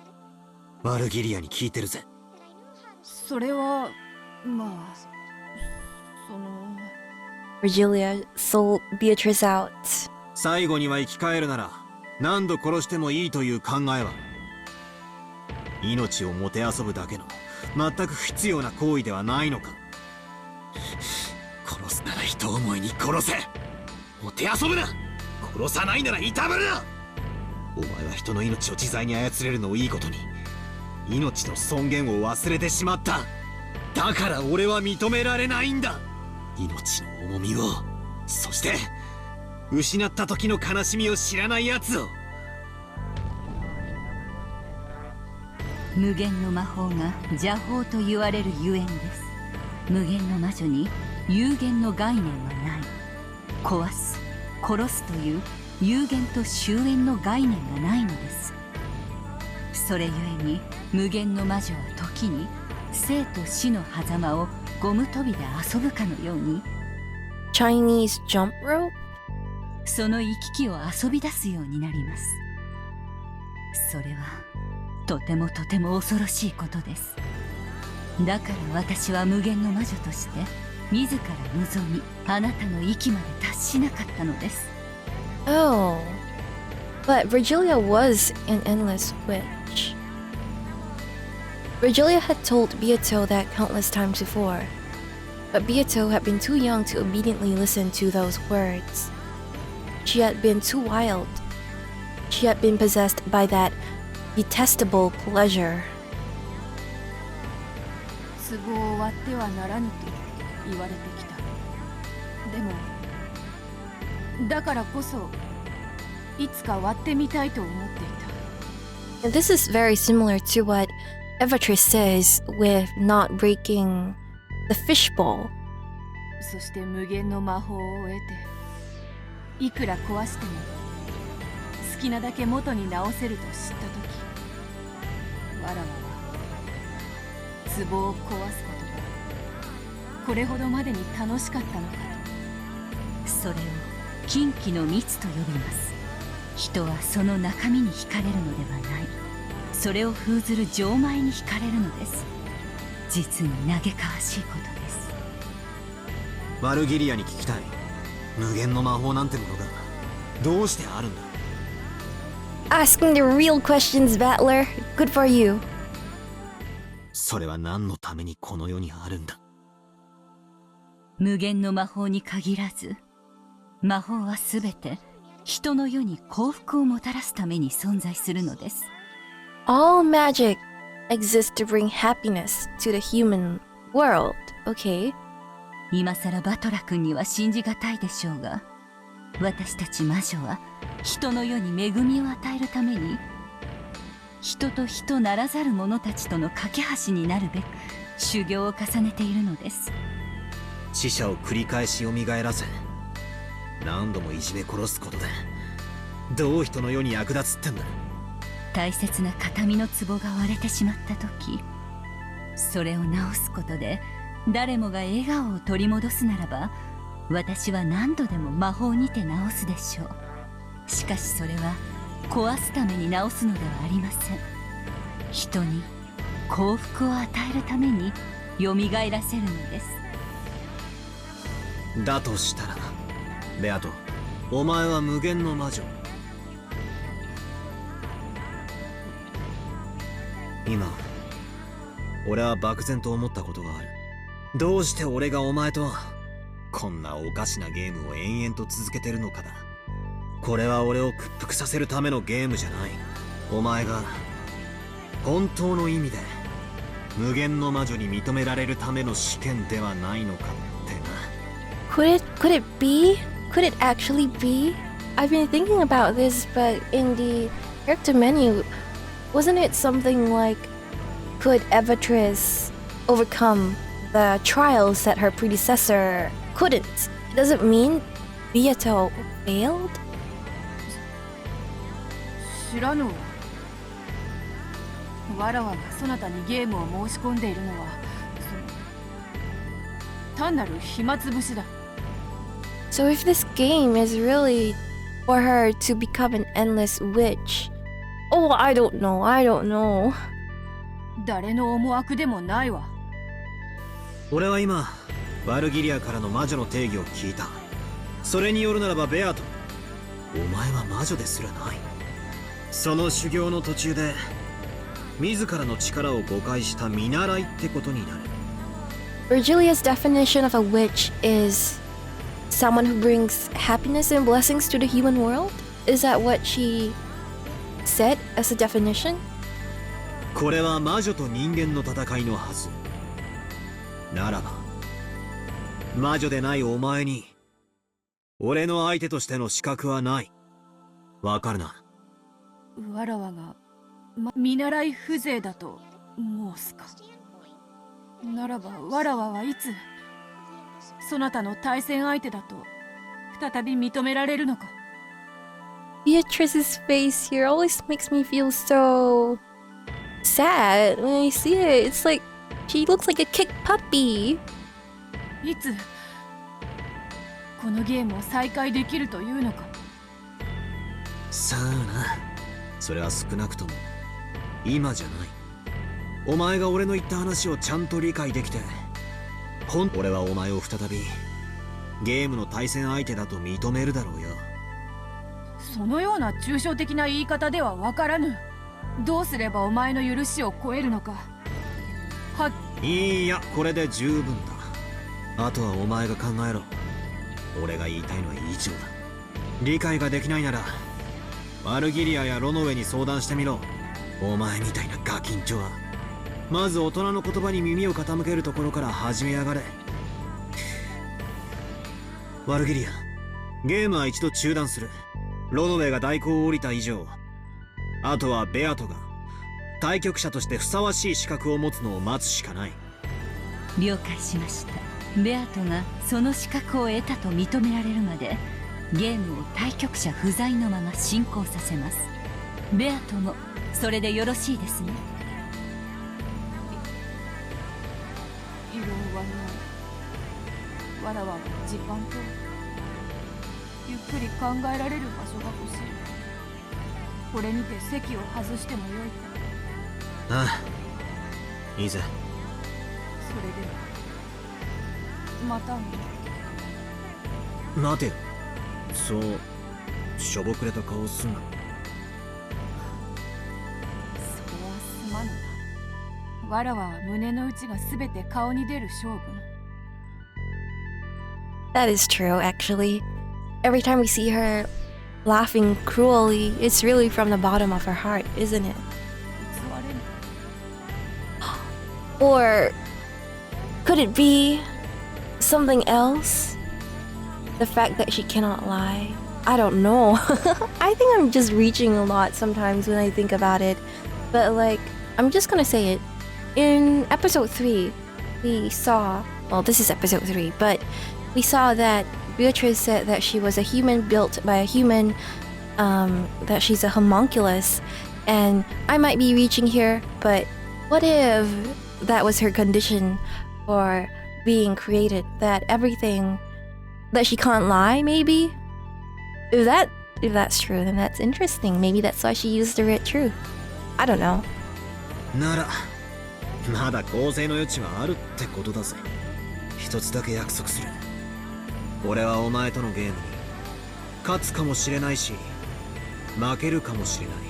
お前が戻ってこなけりゃ不戦勝ってこともあるだろうよ。At that point, Battler stopped talking for a second.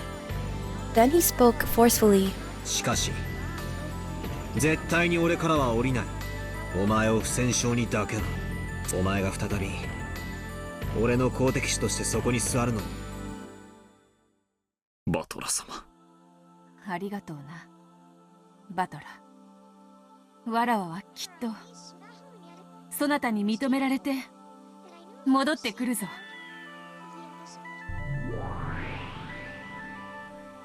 Beato showed him a very slightly hopeful smile and disappeared. Looking at that expression, Battler strongly believed that her face could tell no lies.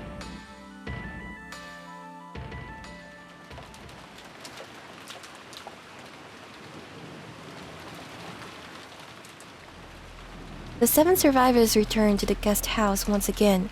At death's door, again, someone's gonna die. By now, it was clear that those who went outside would not be able to return alive. And there's four of them out there, 3 of them here. Rudolph's group had gone out holding 2 guns and 1 master key. But those had been lost. It was more than clear by now that they had been stolen by the culprits.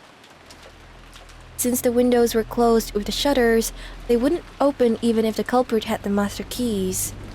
They sealed the front door and all the other doors to the outside with chains, and further blocked them with sofas and tables. Even if the culprit decided to break in through violent means, it wouldn't be easy for them. 台風が今となってはむしろ幸いかもしれんな。もしも晴れていたならゲストハウスに放火するという手もあり得たかもしれん。そもそも台風でなかったなら午前中に船が来てたわ。それを不幸中の幸いと言えるかは微妙ね。エヴァさん、体の具合はいかがですか？無理をされないようにしてください。ありがとう。熱はまだ感じるけど、そんなことを言ってる場合じゃない。子供のためにも今は寝込んでる場合じゃない。 After crying so much in front of Hideyoshi's body, Eva had now gained a strong self-awareness that she was a mother, and her expression conveyed a strong will. Actually, her fever still hadn't gone down, and she was aware of that. Whenever she wasn't galvanizing herself, she felt the fever starting to make her mind hazy again. By this point, the first floor was the final line of defense made by Kraus, Natsuhi, and Eva. The children and the guest, Nanjo, had been strongly warned not to carelessly come downstairs. If the culprit used a ladder or something, it probably wouldn't be impossible for them to attack from upstairs. But it wouldn't be easy for them to break down those dirty shutters from such an unstable position. It was comparatively safer upstairs compared to downstairs. Battler and George had hoped to remain downstairs as well, fight in the worst case scenario, but Eva had rejected that. In her mind, George was now her only family. It seemed that she didn't even want to expose him to the danger of coming downstairs to the first floor. Kraus and Natsuhi could also understand that feeling.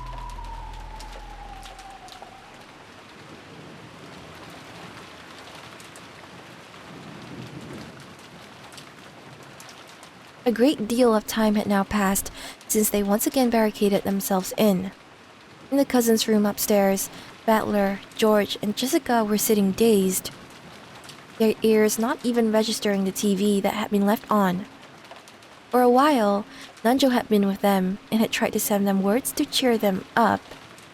But when he realized that he might actually be having the opposite effect, he disappeared into his own upstairs room. George kept looking dazedly at the photographs inserted in his notebook. They were from that time he had taken a vacation to Okinawa with Shannon. Shannon's happy smile was contained in those photographs.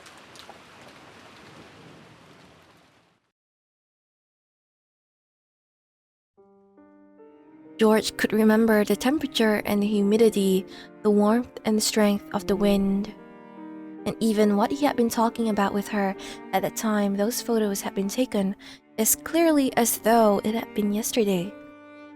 So to George, they weren't simply photos, but a door to bring back warm memories. In this room, even though the sound of the typhoon and the TV should have entered George's hearing, it was the scenery of Okinawa he had seen with her and her laughing voice that reached his eyes and ears. After meeting Shannon, George had made a decision to be reborn. He had sworn to separate himself from the timid person he had once been, easily caught up in the atmosphere, unable to refuse a request, and easily used by those around him. He had resolved himself to become a strong man who would make her life even more joyous. So, if he hadn't met Shannon, that man called Ushinomiya George would probably have lived a very different life. And the George of that different life surely wouldn't have been as excellent a man as he now was. The way he was for the sake of Shannon. But if that same Shannon was now gone, he found himself wondering why he exists. Isn't it completely meaningless? A deep, deep sadness, as though he himself had become empty. That feeling had tormented him the whole time. However, until Battler had told him, he hadn't been aware of the feeling himself. He finally remembered that he should have cried much, much more. So he had cried. Just like Battler, he had cried himself dry. By now, his eyes were bright red and swollen, and he couldn't cry anymore. So George did his best to change his way of thinking. He decided to think that he was not meaningless, that he should be grateful to Shannon for giving him such a character. Dead lives are not revived. He would have to get over being separated from his beloved. If he were to come after Shannon by killing himself, she would surely be deeply dejected. It would be the same the other way around too. If he died and Shannon chased after him, throwing away her own life, he wouldn't be able to forgive himself.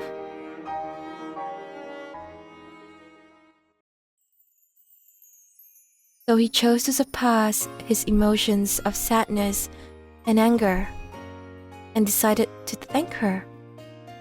I have goosebumps. Meaning Shannon had made his days rich and full, and he had taught him the meaning of working hard for other people's sakes.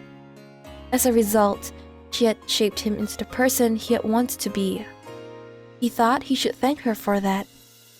By doing that, he tried to quell his sadness. But each time he did, he remembered Shannon's smile. He knew it, logically. He understood that grieving any more than this would only make her grieve in heaven. Yet, couldn't stop his sadness.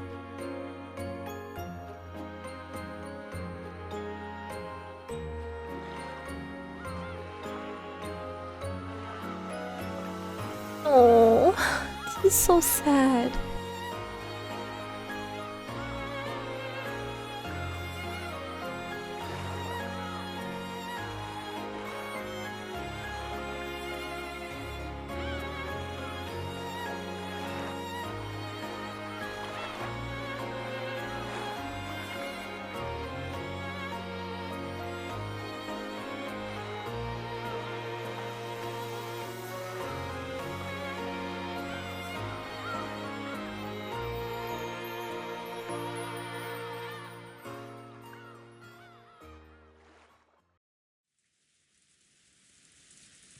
なんで人が死ぬってのはよ、こんなに悲しいんだろうな。Battler muttered. It was as though he was speaking on behalf of all humans. He probably hadn't been asking anyone, but Jessica answered. 別れはどんな形でもいつも悲しいさ。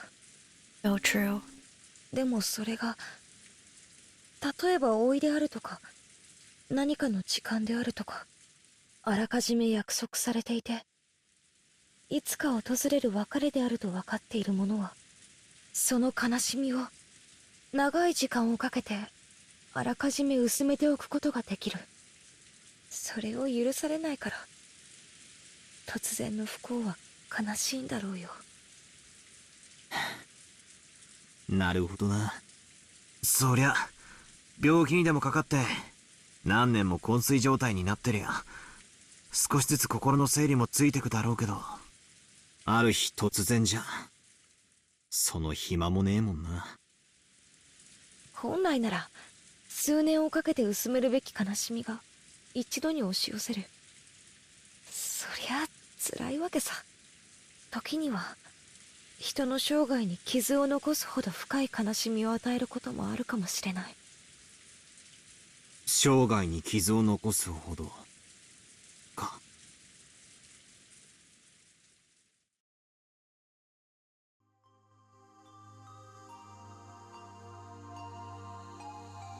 じいさまのオカルト趣味もさ、そうささやかれてたんだよな。例のベアトリーチェって愛人を大昔に亡くして、それが悲しくて悲しくて立ち直れなくて、それで死者を蘇らせるためのオカルトの研究に残りの人生を全て捧げるようになったのではないかって、そうささやかれてた。だとしたらじいさまは最後の土壇場でその奇跡を成し遂げたな。犯人は蘇ったベアトリーチェで、じいさまは殺される瞬間に再会できたってことになるぜ。自分で蘇らせてそれに殺されるとは皮肉な話さ。それでもおじいさまは会えたんだろうね。人生の半分を賭してもう一度会いたいと願った女性にわずかなひとときとはいえ再会できたんだろうね。丸焼きにされちまったけどな。人生の半分をかけた研究にしてはちょいと割の合わない成果だろうぜ。そんなことはないよ。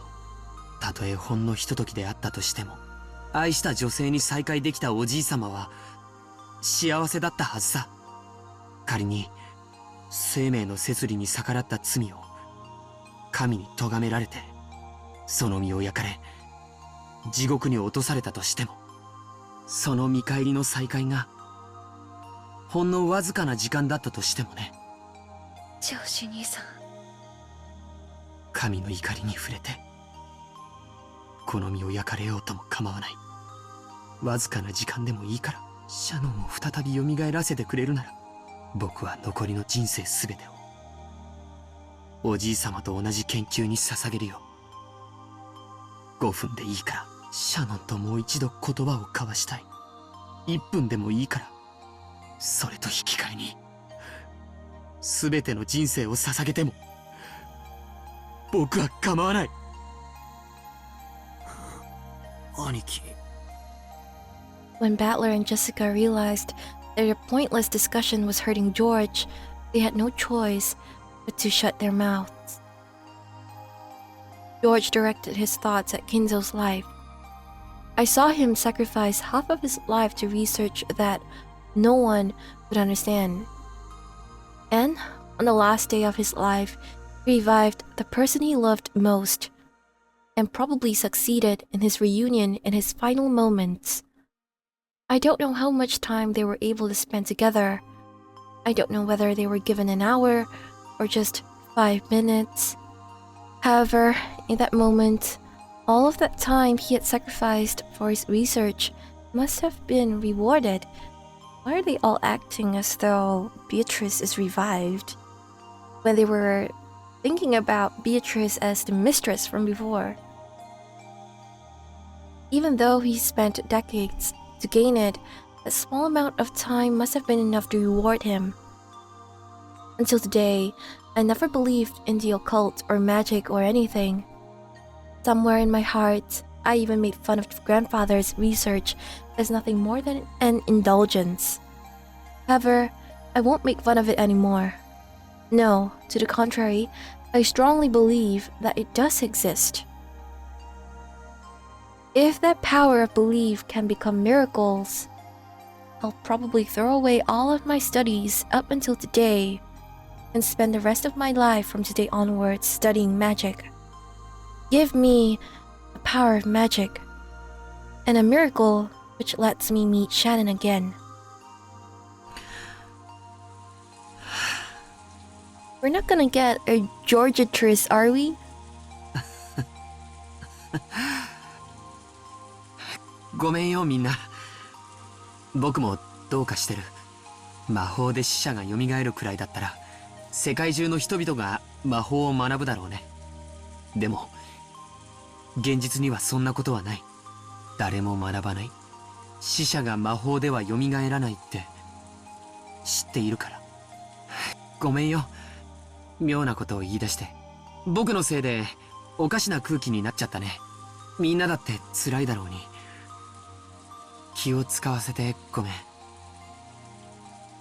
Even though I did it to divert myself from my sadness, maybe I did say something strange. If I keep talking about something so weird, I'm sure it won't heal their sadness. But even so, that doesn't mean that I can withstand this silence.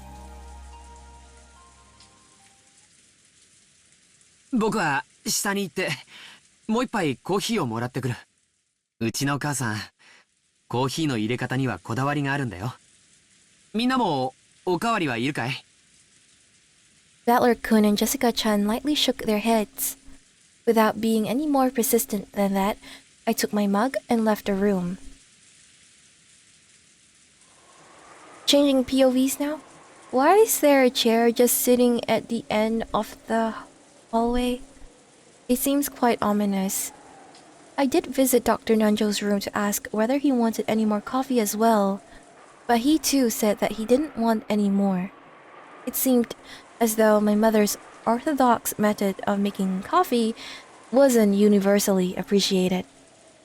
One time I had Shannon drink some that I brewed by that method, but she told me that while it was delicious, it was a little strong, if I remember her words. Shannon. It's no good. Even though I left the room to change my mood, That image of Shannon's face that's filling my head hasn't faded in the slightest. The fun days I shared with her were becoming more and more vivid, and I felt saddened that I was not even allowed to see her dead face. According to our parents, it seemed as though she was killed with something like a gun or spear. I'm sure they were trying to console me, but they had said that her face in death had been very beautiful and peaceful. I wonder if she's wearing the engagement ring I gave her last night. If she accepted my engagement, she should have it on the ring finger on her left hand. Last night, our heads were both full of each other, and we weren't composed at all. Shannon had accepted that engagement semi-boldly, but she might have regretted that as a rash action once she cooled her head. She might have taken the ring off. I wonder if she has the ring on now. I at least want to be sure of that much. I want to know her final feelings. However, even if I do check that, it's not as if she'll be revived. I wonder what will happen to her body. After the autopsy, it will probably be immediately cremated. Then, I'll never be able to see her face, even her dead face, for all eternity. 僕はシャノンを失ったショックで少しおかしくなってるのかな。 I don't want Shannon's body to be burned. If she's burned, she'll turn to ash, and never again will it be possible for her to revive. I wonder if this is exactly how Kinzo felt if Beatrice died long ago, and that's why he's been studying to revive her all this time. I wonder if this is exactly the same thought process that Kinzo had, and if it is, then is Beatrice's body somewhere still on the island?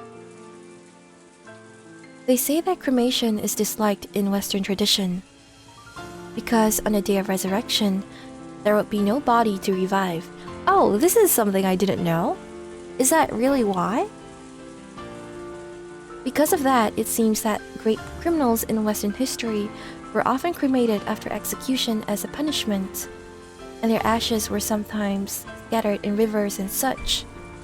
In other words, to Western people, death is nothing more than a sleep until the resurrection. It is essential the corpse is left after death. つまりそれは西洋人は死者が蘇る奇跡の存在を知っていたからなんだ。でも日本にはその奇跡がなかったから焼いてしまうんだ。 Now I understand. I understand why grandfather idolized the Western occult. From the beginning, it had all been only for that reason.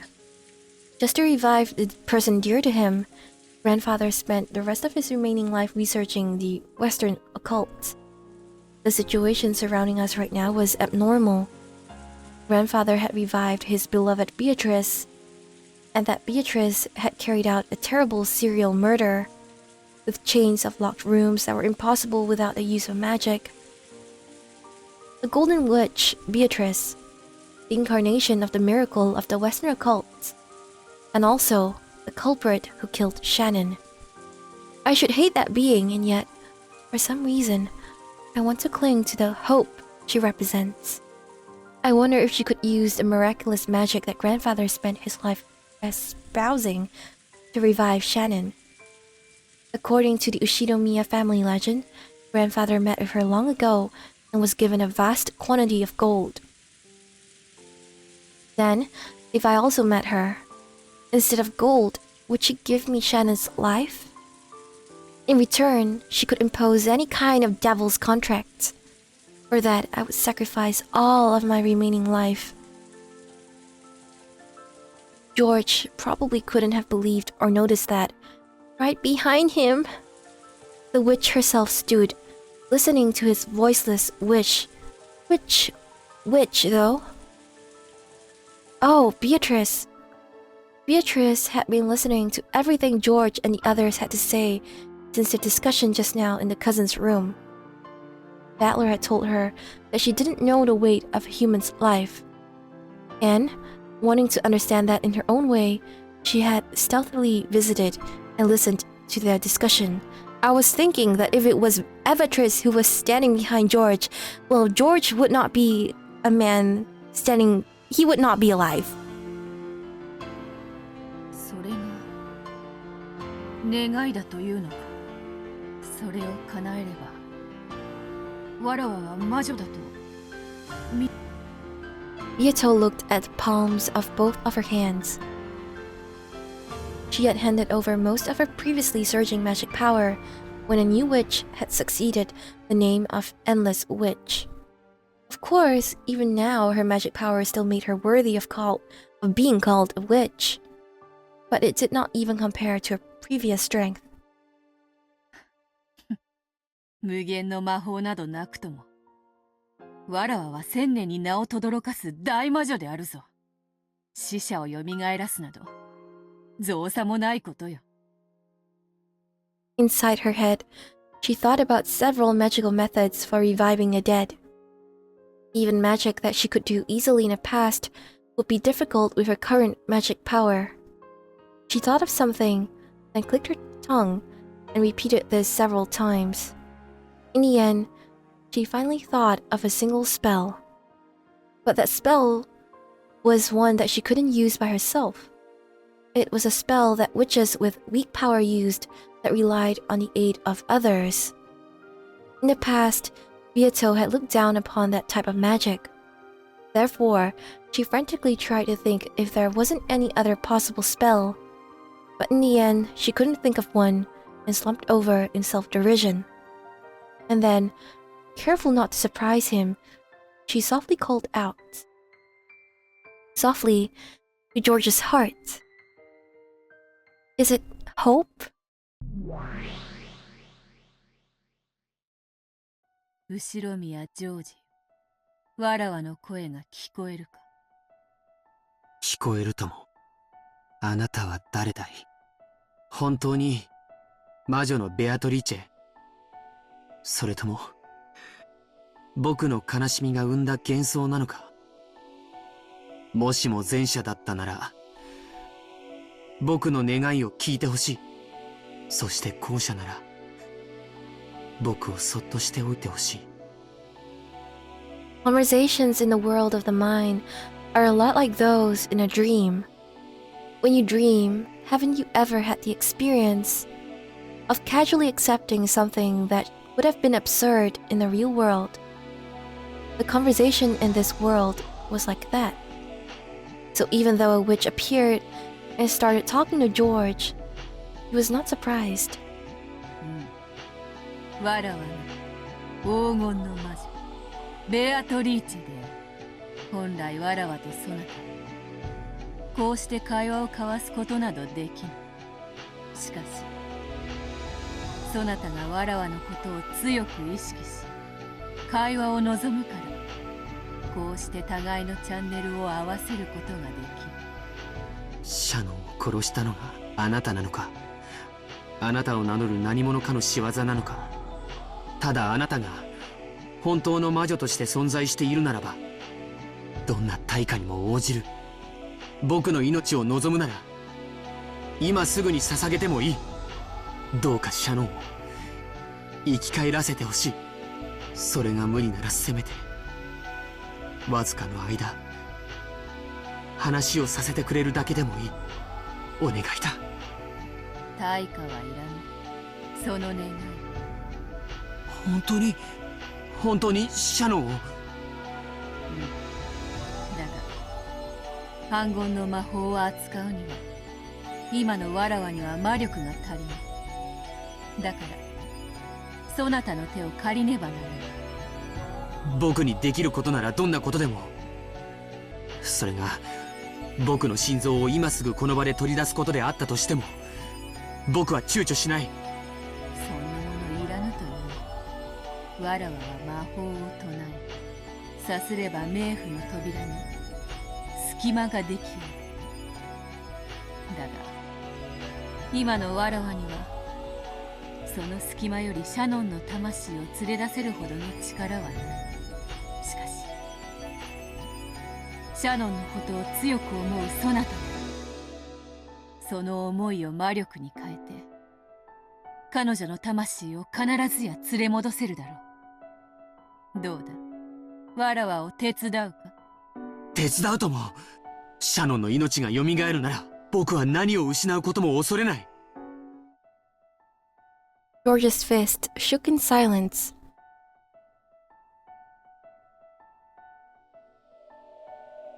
Then he slowly regained consciousness.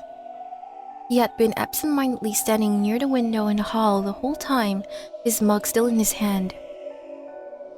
And the witch from his dream was still there. そんな夢じゃない。静かにせよ。今のわらわはとても脆い。この上さらに他の人間まで現れたら姿を保ちきれぬ。そなたの願いは叶えるから今は沈黙せよ。よいか。 George covered his mouth with both hands, forcefully nodding several times. As he did, he almost dropped the mug he was holding. George frantically juggled it around and caught it.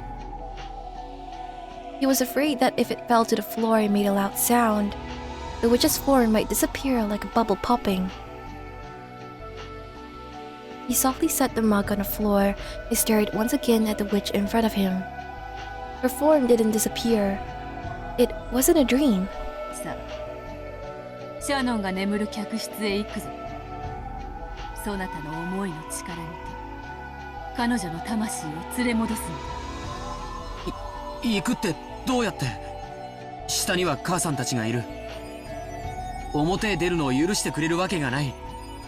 それにあなたはさっき他の人間が現れたら姿を保てないと言わなかったかい？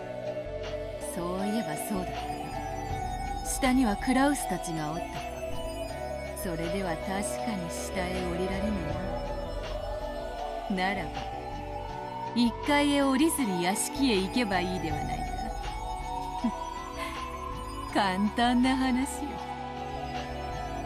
Beatrice laughed, as though she had thought of a pleasant prank. And with her golden pipe, she lightly tapped a window with its shutter closed. When she did, 3 gold butterflies appeared from the pipe and opened a lock on the window as though melting it.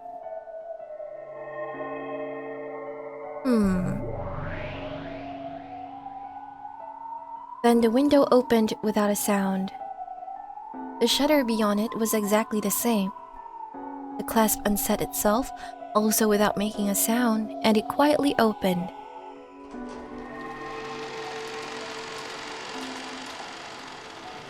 I just had a thought, which was, why not just teleport them both? If you really have magic, Beatrice, why undo the window in such a mundane fashion? The window opened, exposing the wind and rain outside the mansion. Perhaps because of the direction or something related to the construction of the building, the wind did not blow inside. Because of that, for a while, George felt as though this entrance opening to the outside was a dream or illusion, and he couldn't accept it as real. さあ行くぞ。ついてまいる。 Oh, what? Okay, now she's floating. Beatrice gently floated upwards. It was a natural action, like that of a diver enjoying an underwater stroll. It made it easy to believe that if you acted like she did, you too might be able to float in the sky just as though you were swimming in water. No, George did believe that. So without thinking, just as she had done, he also, gently, as though swimming in the water, he moved his feet.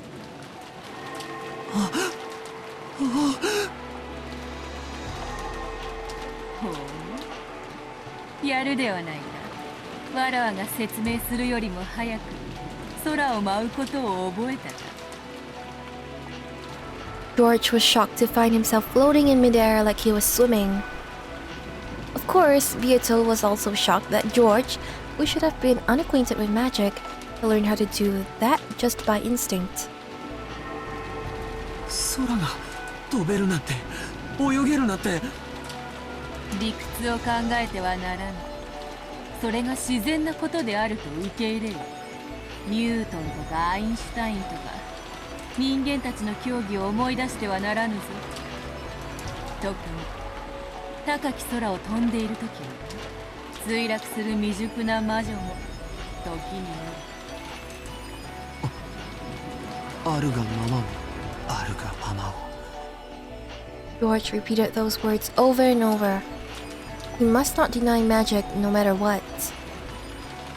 To deny that would be the same as to throw away what might be his first and last chance to revive Shannon. However, compared to Beato, who was elegantly drifting like smoke, George's movements were clearly similar to someone underwater. Therefore, if he didn't make a movement like kicking his feet in water every once in a while, he would slowly be dragged down by the force of gravity. That is kind of funny. わらわが初めて空を舞った時よりは上出来であると褒めておく。行くぞ。ついてまいる。Beato beckoned to George and gently flew into the stormy sky. It was just like a scene from a fairy tale. The scene unfolding before George's eyes felt entirely like an extension of his dream. I don't like how this flying scene reminds me of Rosa's death. It is different, but it reminds me all the same. 空を飛べるのはすごいけど、すごい風と雨だ。なんだ、雨と風に苛まれるのか。それを防ぐ魔法を教えてもよいが、今のそなたには早いし、今はそれを習う時間を割くのも惜しかろう。I guess the interesting thing is that humans can learn magic, and while different humans also have different forms of magic, right? Like Eva's younger self magic, and Kinzo's magic, and so on. This is still interesting. ええ、僕が必要としている魔法はそれじゃない。Without losing to the wind and rain, George wore a strong-willed gaze. 見えてきたぞ、屋敷だ。もう少し頑張れよ。今落ちればバラの茂みだぞ。The undulating rose garden was spread beneath the witch and George's gazes. This fantasy-like scene no longer surprised George. Only the gradually approaching mansion was reflected in his eyes. シャノン、待ってて。必ず君を蘇らせてみせる。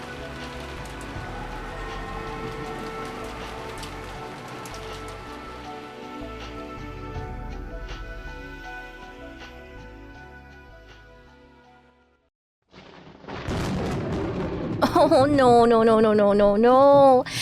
Not her. Anyone but her. Meanwhile, the cruel new witch could be seen staring at the guest house from a different location. あと残すは第7、第8の番だけね。あと2人で先代のババアの義理はおしまいだわ。クラウスと夏日を殺す。夫婦仲良くね。にひ、標的はどうかに？ゲストハウス1階ロビーにて標的2名と後ろ宮エヴァを捕捉。反魔法力測定。410へデータリンク。410データ受領。反魔法力は極めて小。エヴァさえ席を外せばまな板の上のマグロにアワビです。にひひひ。いかがしますか、大ベアトリーチェ卿。ご命令をいただければすぐにも狙撃いたします。どうかご命令を。ほんとにあんたたちは便利な家具ね。死体をほじるしか能のない中古家具どもとは大違いだわねえ。シエスタ姉妹、またあなたたちの手際を見せてちょうだい。Evatrice is gonna make Lucifer cry again. 攻撃準備よ。死体はまた運び出してね。たっぷり遊んであげるんだから。文句はなしよ、ロノウェ。はい。 Her face is so scary. It's really so scary. Kind of reminds me of What's that? Like a BB pasta or like a... Is it called Momo? It's so scary. かしこまりました。 Oh. What is it? At that time, the witch noticed something. As though some presents had disappeared. Oh? Was it her imagination? 今何か気配を感じなかった？誰か感じた人いる？申し訳ありません。私は何も気づきませんでした。お許しを。私たちゲストハウスを観測中でしたから周辺監視はオフにしてます。にひ。ルシファーちゃんは何か気配感じた？ For just an instant, Lucifer sent a glance at Ronove, questioning whether she should answer honestly or not. Ronove gave a small nod in response. いいえ、申し訳ございません、ベアトリーチェ様。私たちは何も。中古家具ゆえ、愚鈍なことをお許しください。Ronove is such a good guy. He really is such a good guy.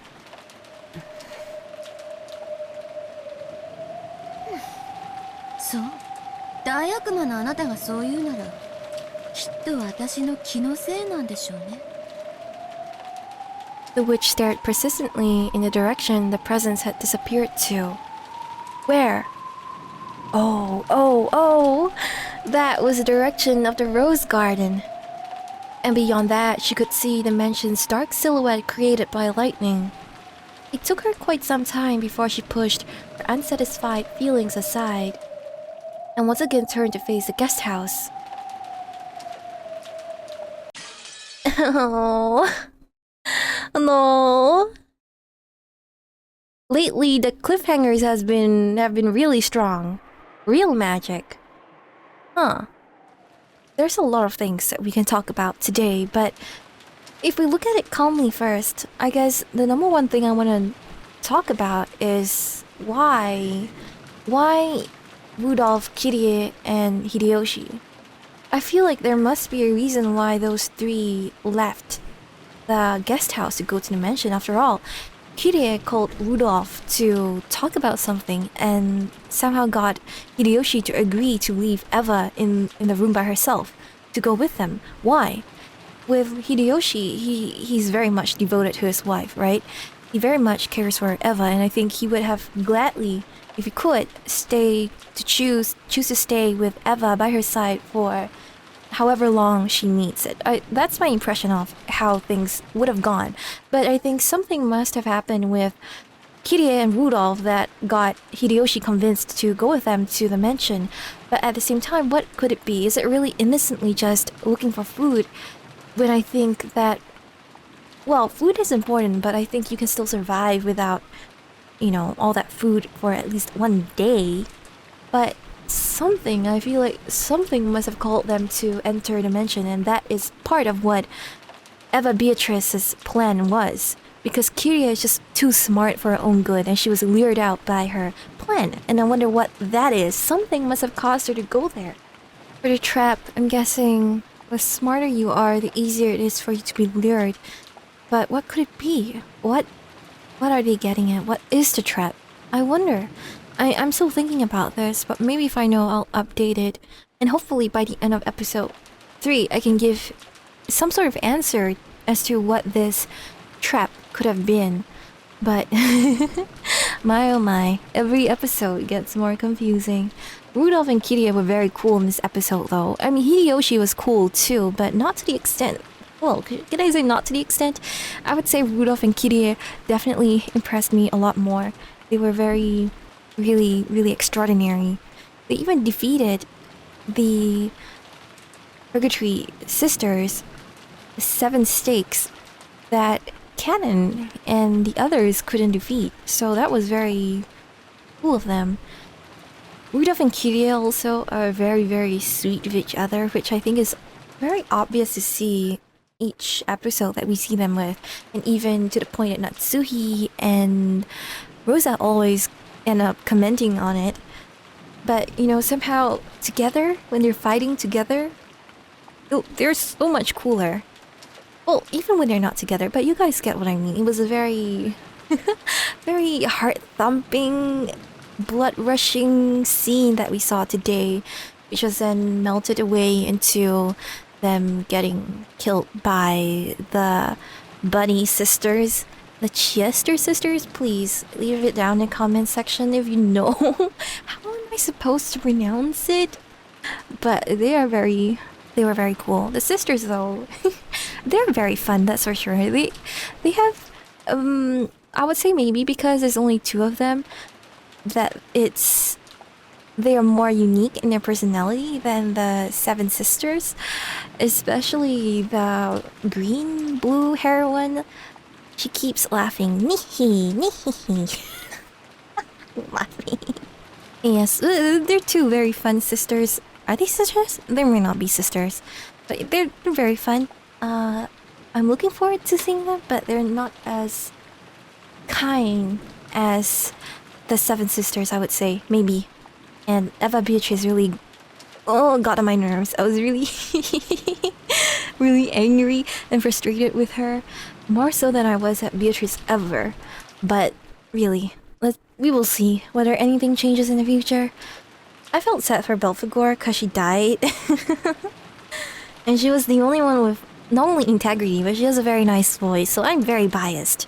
I'm moving her out. I'm gonna move her out my tier list one day. You guys will see that at the end of episode 3. And if I could be a witch in this game, I'd revive Rudolph and Kyrie and keep them alive every single time. It's mostly just the sad feelings that George has towards losing Shannon, and that he was acting strong by saying that he only lost 1 parent but Battler lost both, but Battler reminded him that, well, it's not like that. And anyway, in any case, deaths are not equivalent. Your loss is never the same as someone else's loss. You can't count bodies like that, right? And so, I'm sure everyone is struggling in their own ways, and I find it just so cruel that you would kill other people. That's what I want to say. I also do find myself wondering sometimes that I think because of how many times we've seen the same deaths happen over and over again, that as the reader, I start to kind of not dissociate, but don't feel as strongly as before about the deaths. Like, I'm not sure. If you guys remember back in episode 1 when we had the very first 6 murders, I was bawling. Believe me, I was bawling. And up until the entire end of episode 1, I was still bawling about that. All the deaths. But as episode 2 rolled by and episode 3 now, I think maybe my heart grew, I won't say colder, because it's not like that at all, but rather maybe you just become numb to it. And that's the unfortunate reality when you see the same cruel things happening over and over again. You start to become numb to it in order to protect yourself. I mean, in the end of the day, this is a work of fiction, but I find myself kind of affected by it sometimes. So maybe this is why it happened like this. I almost forgot. We have to look at the character menu. Yoshi's one says that Careless, who knew she was still alive. She? Who is she? Whose point of view are we even reading from? Sometimes I don't know. What is Careless? Who is still alive? Evatrice? Of course she's alive. I don't know. I don't even know what this means. I can't even fathom to think what this means. She? Usually these texts at the bottom refer to the bodies themselves, right? Like here, from now on, they have to be finished off with sticks, apparently. Vulgar. And for Kyrie, the stomach isn't a very lethal spot. Wouldn't it have been okay to kill her by a safer method and just stick a stake in the corpse? I don't understand it. I don't understand it. I really don't understand it. Is it the whole point to kill? What do you mean the stomach isn't a very lethal spot? Oh, I got it. Okay. We know that they've been toyed with over and over again, but this person who's writing this is saying that essentially Kyrie was killed with a direct blow to the stomach. I mean, stab in the stomach. But that would mean that everything that happened before the twinning of the bodies didn't actually happen, if this is true.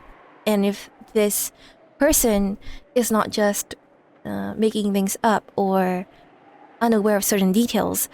But if we can take this as a clue, then we can say that perhaps the cruel acts that Evatrice did to them didn't actually happen, and only the final things that we see on a body in the character menu is what actually happened and the cause of death. Yes, I think we will end here for today. Thank you so much for watching. Let me know your thoughts in the comments down below, and I'll see you guys next time. Bye! Doesn't send me to another one. Oh my god, that's so... Oh wait, my model is missing, but that's so adorable. Hold on. My model is missing. This is so cute. I love it. It's so adorable. You are so much better at drawing than I am, than I ever will be. Hold on, let me just zoom. That's so good.